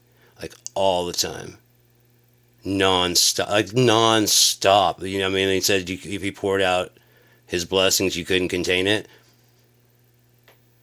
My house is packed with material shit, and not necessarily that, you know what I mean? Like, all the shit that I could ever want. And I always get it at very discounted prices. I get it like on sales. There's different things will pop up that, you know what I mean? My computer had gone out. I was bummed as shit. And those stimulus checks came in. I could either buy a new power supply and get that, or get a new computer. $60 power supply. New computer for like $400, $500. Let's go new computer and new audio interface. Let's just go ahead and step up our game quite a bit. What about this old computer? It's fucking badass. $60 and we have it back up and running. That'll be my video studio. This will be my audio studio. So in that case, let's get some extra hard drives and shit so I can run everything the way I need it. It's all here. The guitars and shit, that's, I mean, somewhere through the business grant, you know, the business loan that I was getting going for Cheap Gear Guy. I wanted to have a Cheap Gear Guy discount instruments, but I also wanted to have our own house brand of guitars and basses. So I was like, I know for a fact Schecter just finds a company over there and just kind of piggybacks. So if I can find one company that will let me piggyback and do custom orders one at a time, Equinox Musical Instruments will be born. I just got to know what kind of the options they have and what I can offer. So I made like a catalog and everything for people to go through and check out. And I ordered some because, I mean, I don't want to be selling crap. This was the second company I ever tried, and this is my favorite company. I still have some of the instruments from the first company, so it's not a problem of like not. I mean, I don't use them, but the second company is. I mean, this is just the craftsmanship. I've had a shredder guy come over here and play this very guitar, and I mean, he's tearing it up. And I'm like, how much do you think this is worth? I don't know. I'm like, don't be afraid of offending me. Just tell me what as you've played good guitars, right? He's like, yeah. I was like, what would you say this guitar is worth? Don't worry about offending me. He's like, 500, 550. Is that? And I was like, no, that's great, because I could sell it to you right now at 250 and make a profit. What? And that's what I was selling. That's if I were to sell it, it'd be like 250, depending on what options you got. Between 250 and like $300. Probably, because I mean you can change the fretboard to ebony, and that would be like an extra $50 right there.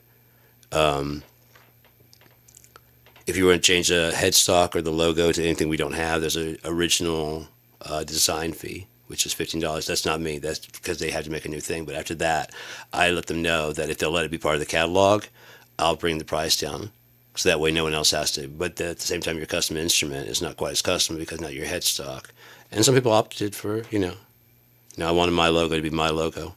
Sure, there's a $15 charge. And I won't share that logo at all. When people ask about it, I'm like, that's his. You can design your own. I can help you design one. But that's his. And I wanted to do like, I was going to get a t-shirt printer. And everything was going so good. And then like it just hit this wall for about 2 years. And I'm kind of glad it did because things would have been a lot different.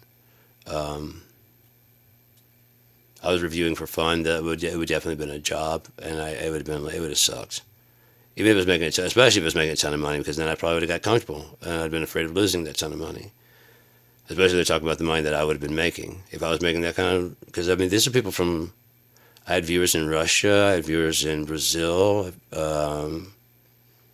Hell, Dumb is actually doing pretty good in the Philippines. I'm not selling anything, but people are streaming it, and I mean. I heard recently about that guy Rodriguez, and he did some really good kind of 70s like fight the power kind of music, and never really took off here. So he just went back to working construction in Detroit, and never knowing that his music was being used in like South Africa and other places where there's a lot of oppression.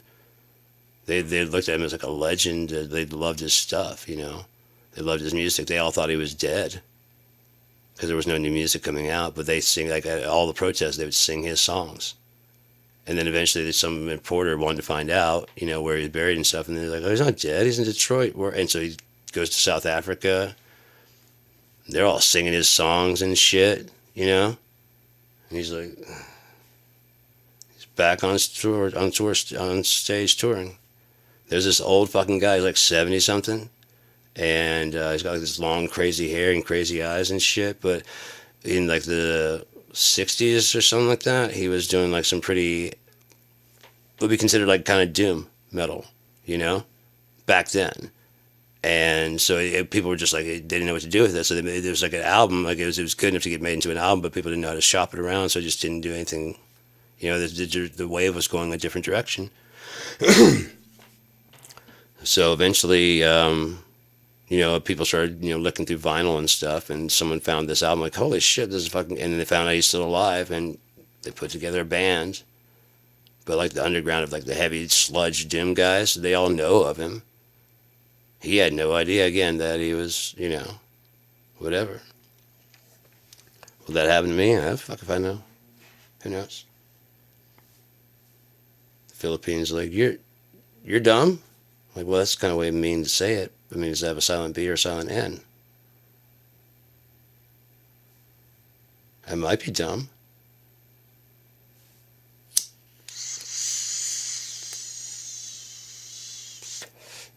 I would like to get a shirt. I might be dumb. Have that beat up face on the back. Or maybe like above it, I might be, and then just says dumb underneath it. Yeah, that'd be pretty cool. I should probably do that. Because I have my t-shirt for Graveyards Along the Way. And like I said, this is kind of fitting because I'm not going to be doing Geared anymore besides doing the remixing of the 5 album Cracking Jokes in Hell. Hopefully, I mean, could you tell like those other songs that they had the drum machine on there? I mean, it was like it's definitely a drum machine or the Yamaha DD55. It weren't real drums. So all these songs, the only thing really unreal about them is the drum machine. So if I can go back and put in real drums in there, it's gonna sound so fucking sweet. I've done it on a couple of them. Which ones I did? I did on that one. I think I just played Wait 2. I did that to that one, and man, that sounded dope because like some real drums actually sounded good. But it was just easy because like the MIDI's all there, and I have the key maps. So I just dropped the BFD on there, pulled the key map from that time frame, and then actually I should probably change the names to like so that way I can tell what time frame the things fit. like what kit I was using at the time, whether I was using Fruity Loops, whether I was using the DR5, if I was using Yamaha DD55. I can remember most of those. So that would help a whole lot too. When I go to, that way, I could find the key maps a lot easier. I usually name them weird shit, you know. I should start naming them, and then they come back and like, you know what I mean? Charlie Brown smells funny. What? How would you know that? I mean, because the paper. It's anyways. Did I play these already? No, I think I got them ready to go. This one's called Stay, and the next one's called Something for You. That one's the one I was talking about. That's I wrote it, and I was playing it, and I've been working on Geared Mo stuff. I was still married at the time. We hadn't been getting along in a long time. That was going on like 7 years in that relationship, and we had not been getting along, and she was just being agitative as usual. And then she said something, and I just kind of blew it off. And then she was walking out. She's walking out. She's like, "I know that song's about me," because I was working on it. And I was like, "What? That one's Something for You. It never gets any easier." I'm like, "It's a song about God killing the devil, you fucking self-centered cunt." I didn't say the self-centered cunt, but I did say this is about God killing the devil. And days all run together, hand in hand, until the end of whatever this is. And here is something for you for whom I never do anything. Because he's claiming to be God. You know? So apparently I don't do anything for you. I didn't do anything for you at all. I didn't give you life. I didn't do nothing. I wasn't here before you got here. In fact, you convinced some of these people here that you were here before I got here. Okay. Well, here's something for you, for whom I never do. And it just never gets any easier. It never gets any easier. Because at the end of time, it's going to start over again. The only thing left to do that hasn't been done would be to forget and start all over. And maybe make different choices, maybe do things exactly the same. More than likely, improving each go-round. But it has to start somewhere. Unfortunately, someone tried to interject themselves into the starting process so that they could be the starter, because they thought that would help. But the thing is, it had already been started and it had already been done. So everything that was already there when he tried to interfere with the process of all you're doing is delaying the inevitable and making sure it happens. There is a side effect that allowed God to say it's worth it. It must have been, because asteroid strikes, all this other stuff, we could just, and the end result of this, it says in the Bible, will be like an eternal death where we won't even know anything that happened. Like I said, you go to bed tonight and just never wake up, and there's just black, and you know what I mean? A dreamless sleep, and you just never wake up. You'll never know anything. You just become unthinking, unfeeling, and you don't have any hard feelings. You're not angry. You're not mad. You just went to bed.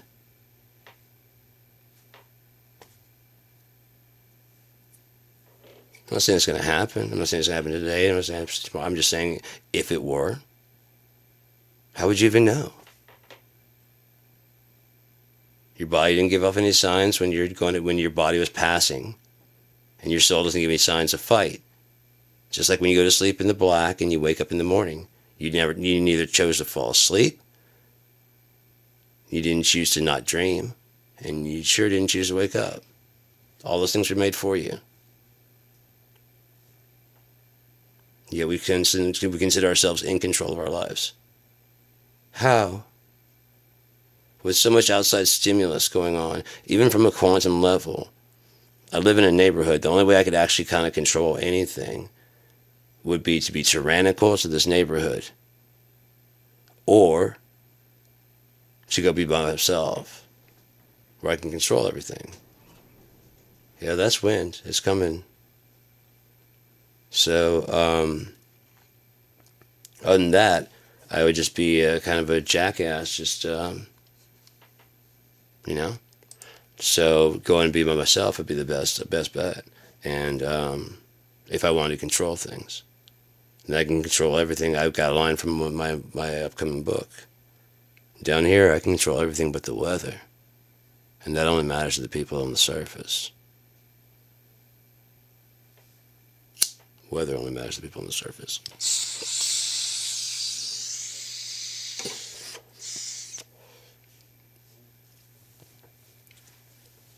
So, needless to say, that was from a not nice character.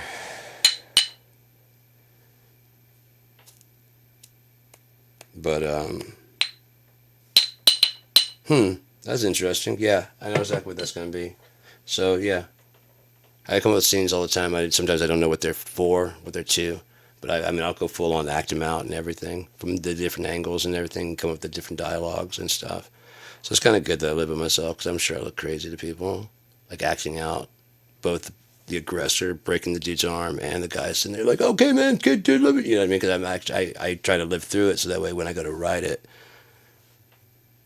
I know what I would say in that situation if someone was about to, break my arm right in front of me. You know what I mean? And then like, what would make me go, okay, I'm gonna let you go, fuck you. You know what I mean? And then do it because I don't think I could do it, me, unless they said something at the last second that, I was about to let you go and then just bring the elbow down on that fucking arm and fuck you. I was gonna let you go, bitch.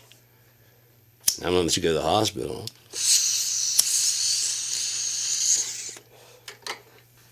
But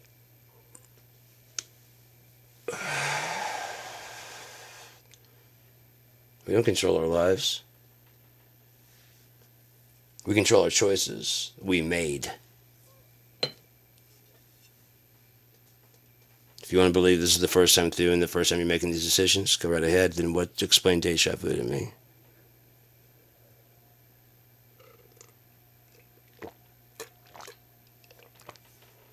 I can tell you, we've been through this so many times.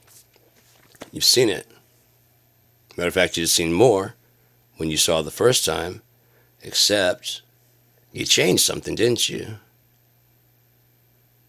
Whoa, deja vu. Have we done this before? And it's usually right after those things that you say where you actually realize the loop. More than likely, you could probably transfer over. Oh, shit, you more than likely could probably transfer over. Because it's your consciousness. Huh. So time travel could be possible. Forward. Because that would prove that it's already done. You basically would find a portal. Deja vu would kind of be like a portal between what you're gonna do. That's why you've seen it before. It's almost like a shortcut you could just jump if you did yourself right. If you did it right, consciously, if you got conscious enough. Because you're already seeing the same thing overlapped.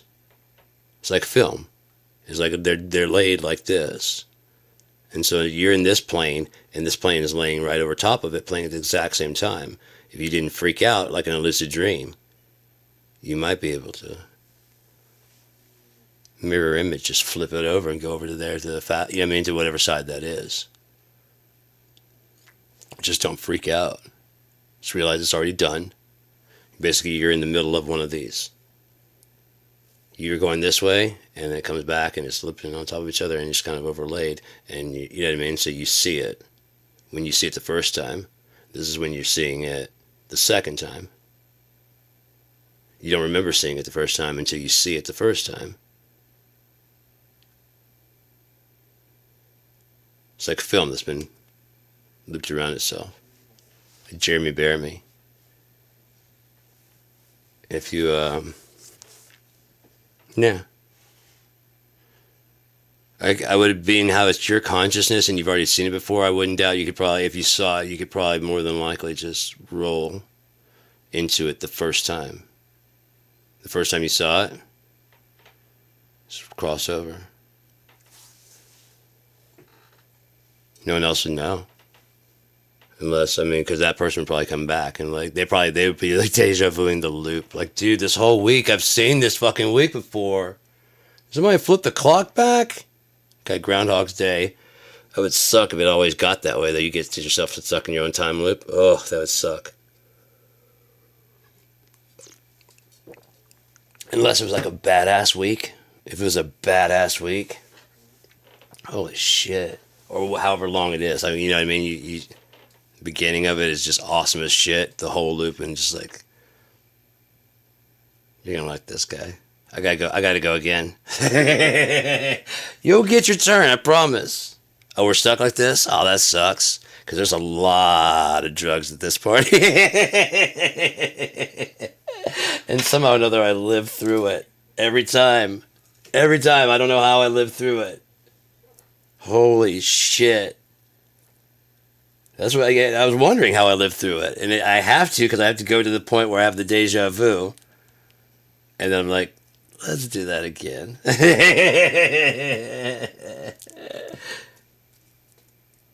Stuck in a time loop.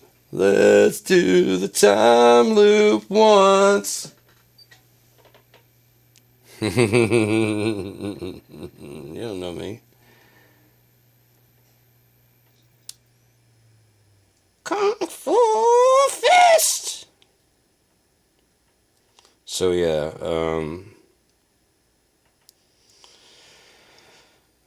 I love generational joints. Somebody just left a text or a message. My phone usually isn't on, but I've had it on today because my dude Chris called. We have been playing phone tag and leaving messages. I gotta get him to get me a copy of I've kept all of his. I had to. It's just, yeah. So I think I told the story about, like I said, for some reason my phone rebooted. It must have ran out of power, and then when it started back up, for some reason it's like, we need some clarification on your contacts. I'm like, okay, and it just asked about him, my bro Chris, and so. How do you, I mean, what is your relation? I was like, yeah, I'm going to go actually list him as my brother. And like right above or below, right below? No, right above was boyfriend. I'm like, oh yeah. I laugh so hard about that shit all the time when he calls. Now I'm like, hey, it's my boyfriend. I laughed too hard about that shit. I gave him his own ringtone. And his picture pops up because he sent me a picture of him at work. He's got like this like hazmat suit on, and he's doing this, and so that's why it pops up on my phone. And it says Chris, and it's got this different like ringtone. I'm like, you're the only person. I don't do that shit with my phone. I don't care about my phone. I really don't even use it aside from when I'm traveling to keep like a 4G connection for my tablet. Really, that's all I do with it. Keep the bus tracker going and. Listen to music, stream music online.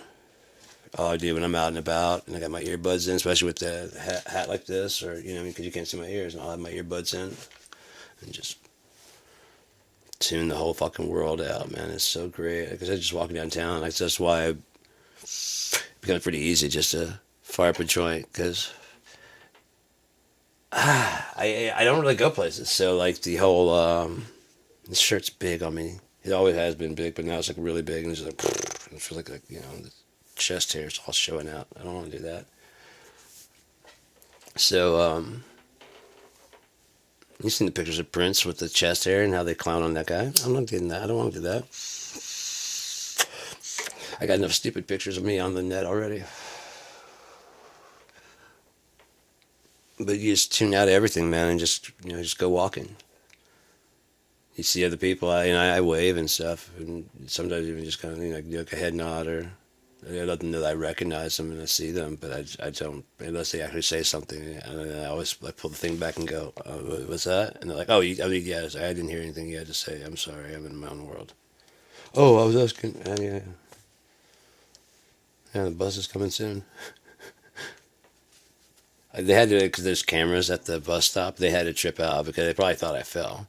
I'm always high as shit, but I was high. I was sitting there listening to some music, and there's like this bar, this big cylindrical bar, it's a pole to stop like any like cars coming forward, and it had like this plastic wrapping on that was made it smooth, And so I was walking around and I had my hand on it, and I just got like this dramatic like fall, holding on to it, and like swung around it, and then like pop back up, and then whatever, you know what I mean?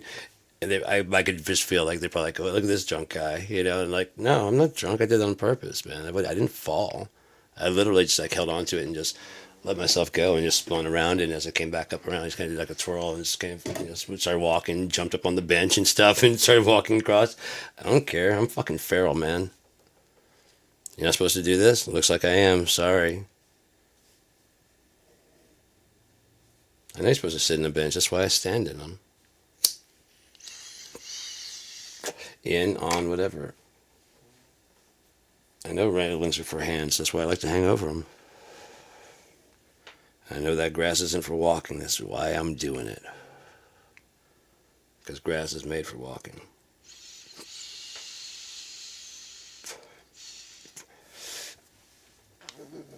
This is some music. Oh, this is some music? This is some old gaming music. That's 2001. Maybe from before that. Is it playing? Yeah, it's playing.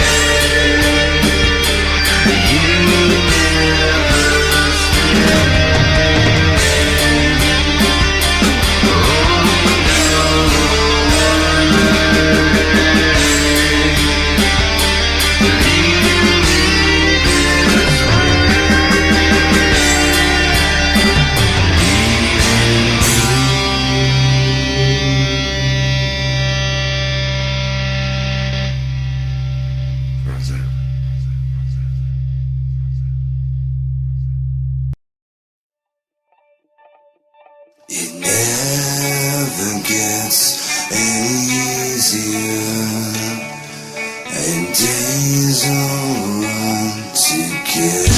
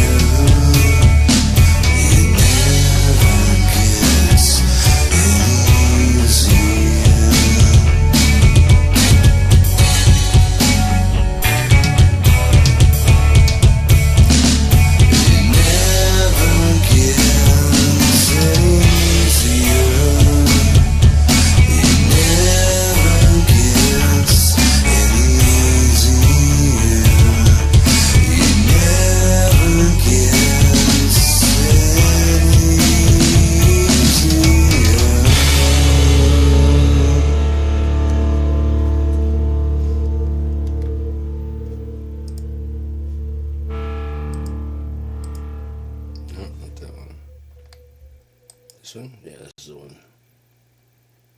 Yeah, that's why I don't think so. Alright, so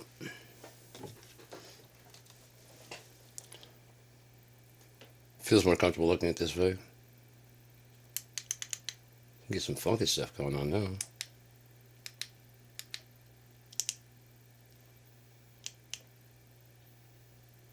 It's not dark enough in the back though.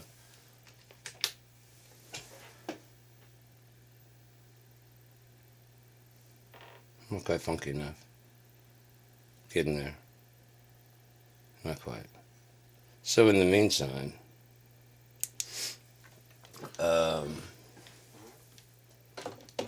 what do I like better? That was something for you, off of Graveyards Along the Way, and so is the one before that, which was Stay. I wrote Stay. Fuck, that had been like in the '90s. I just like the way that those riffs, the riff on that goes.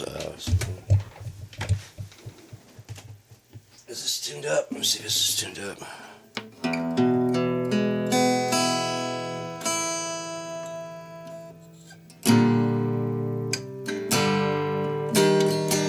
Yeah, that sounds like crap.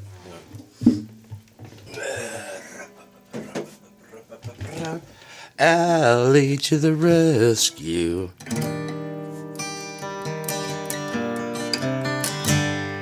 Oh, that a girl.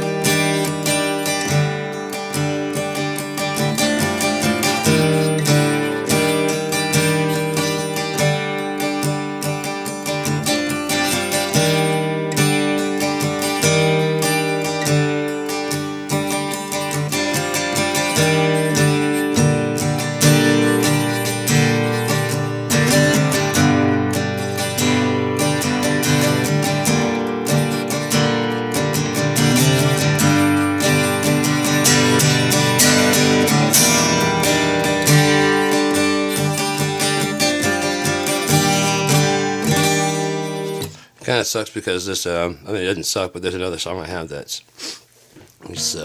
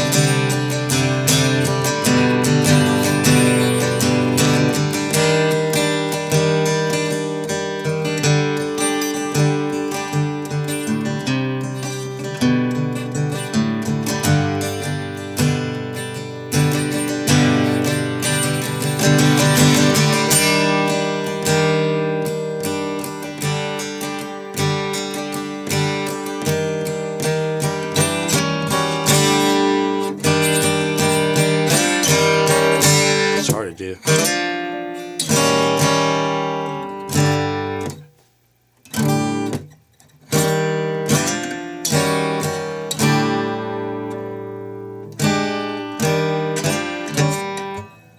Yeah, I have to do the double jointed. That's what I learned to do them. Is double jointed, like either mounting that or this one. Just bar. My brother hates me because I can do that.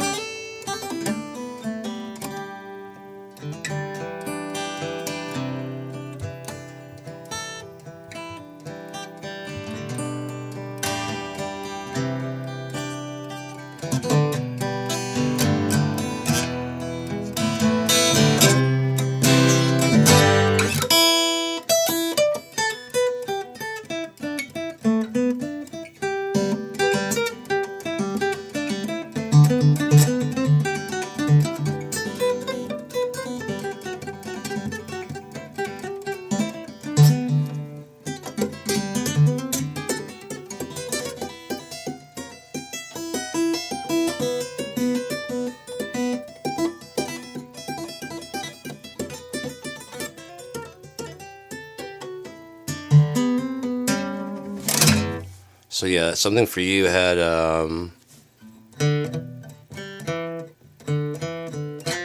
yeah.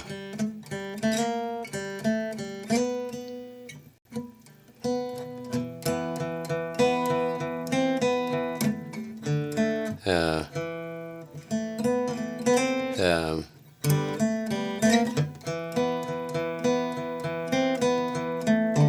Yeah. It should be.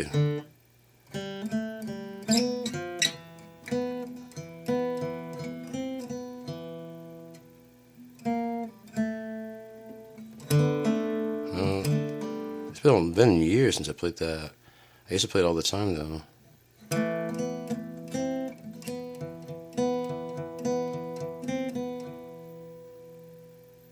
I'll figure out. Dun, dun, dun.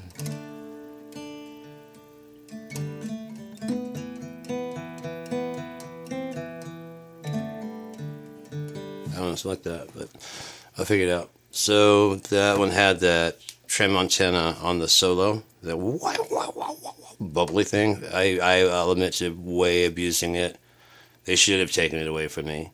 They really should have. They did. They took it away from me.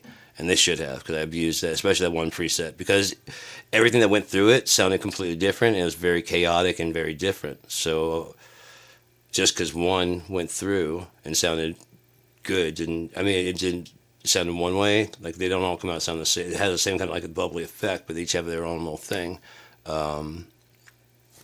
Pretty much almost everything on every song on there has it on something, pretty much. I abused it. But I got PSP Nitro, and so I want to remix that song, but I want to add that on there. But I should probably either try to remake the preset or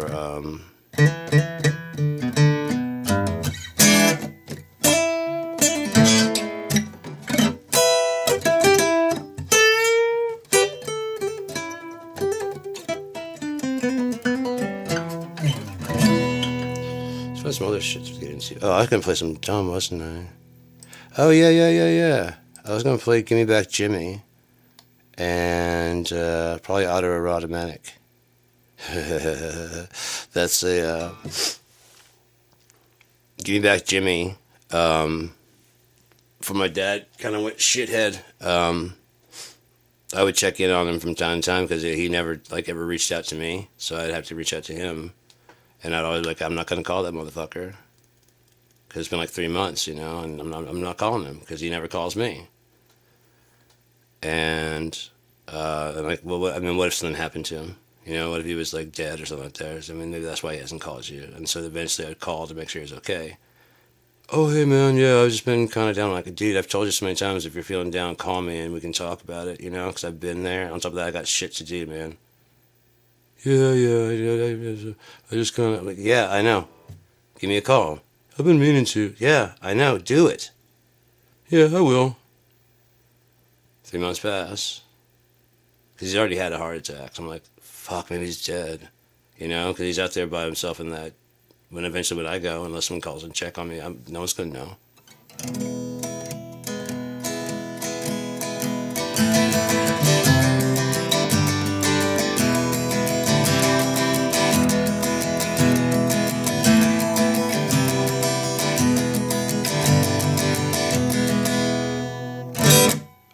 Give Me Back Jimmy. That's one, like I said, I was in there. I was 13 or 14. I was playing my brother's guitar. He had gotten a wah pedal, and he had all those effects and stuff to make it kind of sound Jimi Hendrix-ish. It had chorus and things like that. So I'm like, I'm doing the whammy bar. Wow. Very, very rudimentary. I'm not at all shredding because I just know the pentatonic scale. And like I said, I got finished playing because I had to retune it and set it up clean it so my brother didn't know I was playing his guitar, put it back up, and turn the amp off so that time enough to cool down. And then so I stopped and I started listening to some music because that's also it was mostly his tapes, so I'd have to play and then memorize where the counter was and then rewind to the same spot, so I didn't have to hear any shit from him about listening to his stuff, using his things. And My dad just pokes his head in and is like, "What?" Because he was out in the yard working. I had the windows open when I was playing. He's like, "What were you listening to earlier?" What? You're playing something that sounded kind of like Jimi Hendrix. I was like, "Oh, I was playing guitar earlier." And he just goes, like his head was in the door. And he just kind of just and backs his head out and just walks out. That's like the only compliment he's really given me on my playing, really, you know. And I was like, "Sound like Jimi Hendrix? Cool. I'm gonna keep going. I'm gonna keep trying. Then I guess. I mean, he loves Jimi Hendrix. He does. He listens to all the shit. For one of his birthdays, I got him like the complete collection.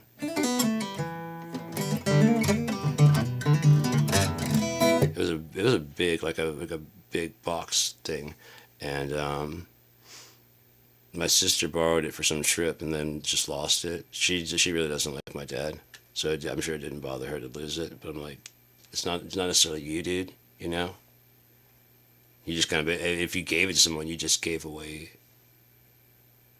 my shit. You don't do that. You hit me in the cup. You can't do that. A lot of people give. Sean, he gives. Dan, he gives. He either be my friend, be my enemy. You hit me in the cup.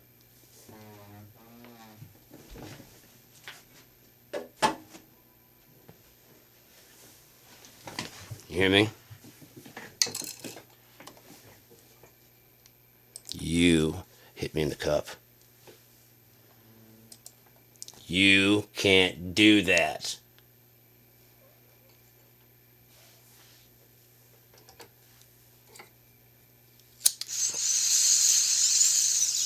Anybody else? I think you should leave. Hey? No? Yeah? Is there anybody in there?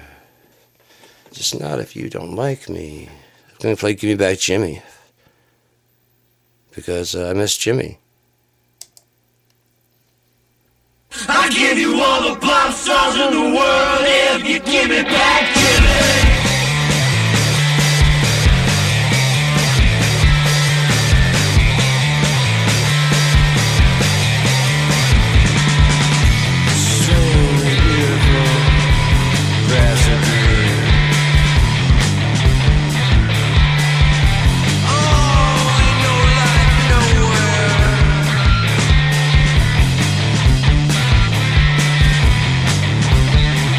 Going on, Mr. Businessman.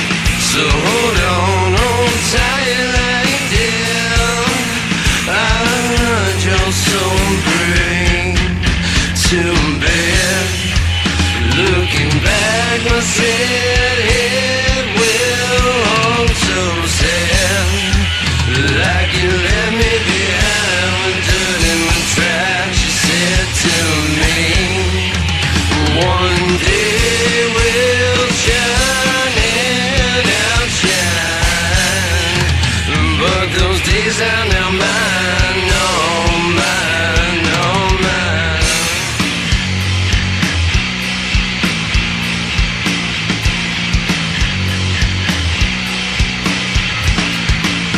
Watching days shift over again, I don't feel tired for shit. Something's holding myself at the door, and I'm tired of it. But too bad, looking back, my sad head will hold so sad, like you left me behind with dirt in the tracks. You said to me, one day we'll shine and outshine, but those days are now mine, oh mine, oh mine.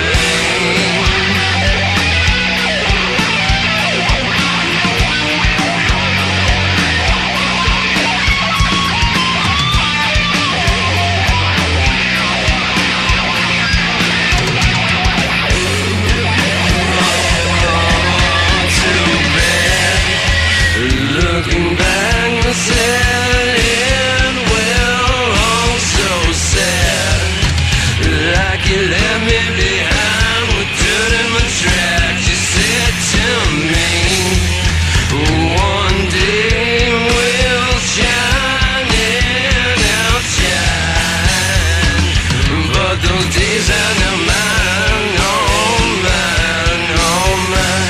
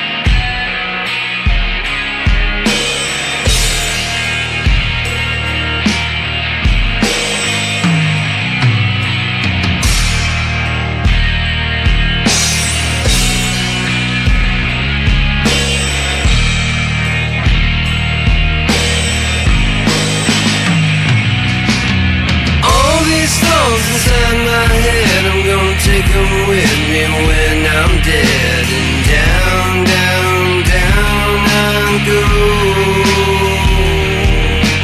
All these words inside my mouth ain't nothing more than a bunch of sound. And down, down, down I go. Down, down, down I go.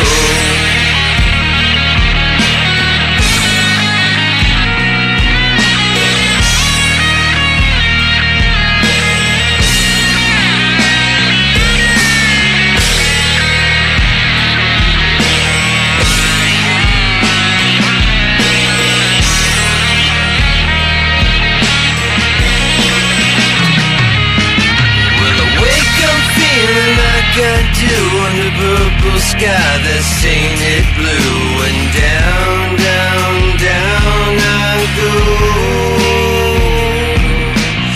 Everything I thought I knew, I'm gonna shoot him up straight at the moon. And down, down, down I'll go.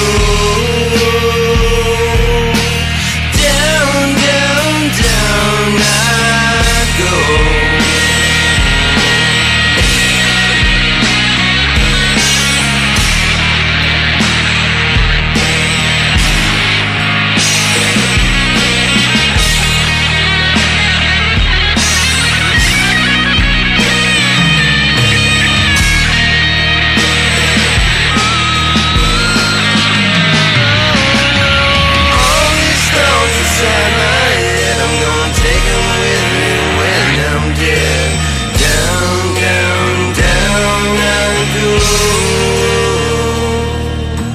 All the ones inside my mouth, I'm gonna chew 'em up and spit 'em out. And down, down, down I go. Down, down, down, down, down, down, down, down, down, down, down I go.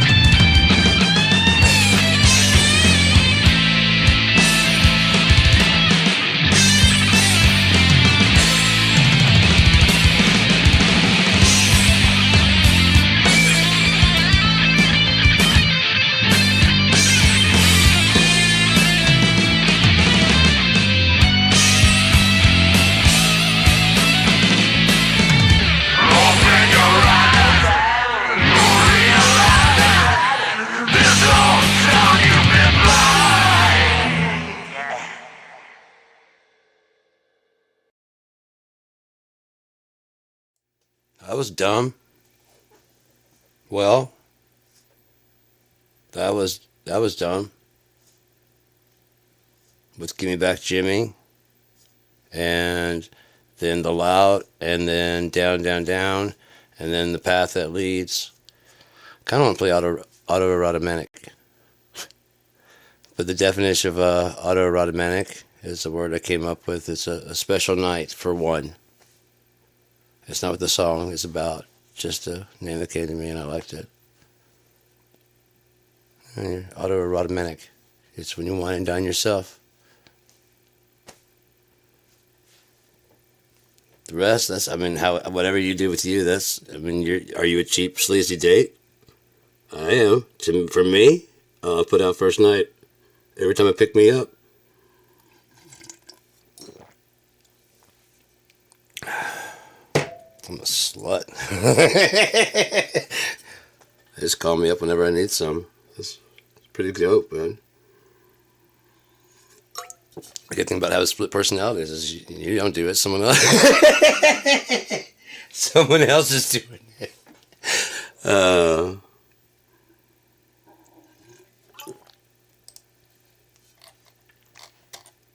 right, so I don't know. We're going on 3 hours. 3 hours, 1 minute, and 56 seconds, 57, 58, 59, 57, 40, 47, 92. 3 hours and 3 hours and 2 minutes. 3 hours and 2 minutes.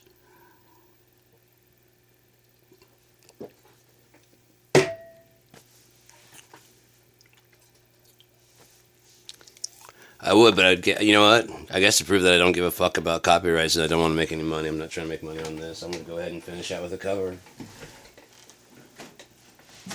This is one of my favorite songs from growing up. I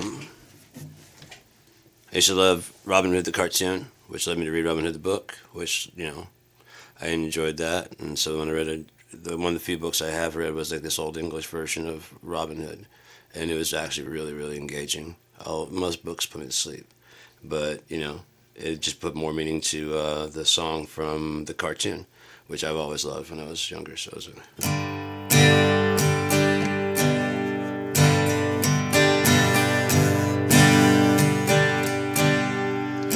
every town has its ups and downs. Sometimes outnumber them down. Not I'm inclined to lean. If we weren't so down, we'd up and lean. Up and fly with wings for flying. Can't you see the tears are crying? Can there be some happiness for me? Naughty, naughty.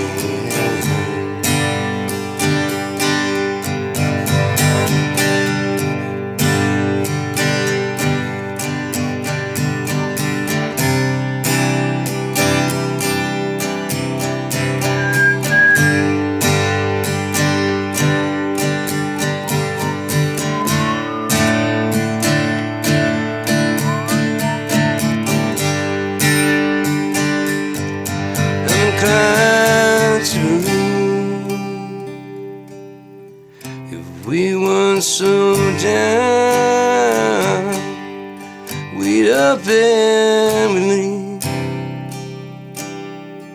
We'd up and fly with wings for flying. Can't you see all the tears we're crying? Can there be some happiness for me? Naughty, naughty, yeah. I found that C chord, it just didn't sound right when I found it. I must not have pushed it.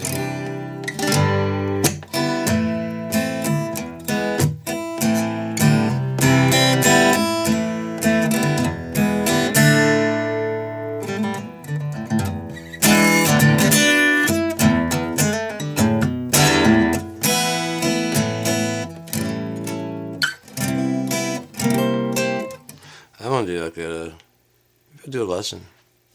Yeah, I'm gonna stop this and do a lesson.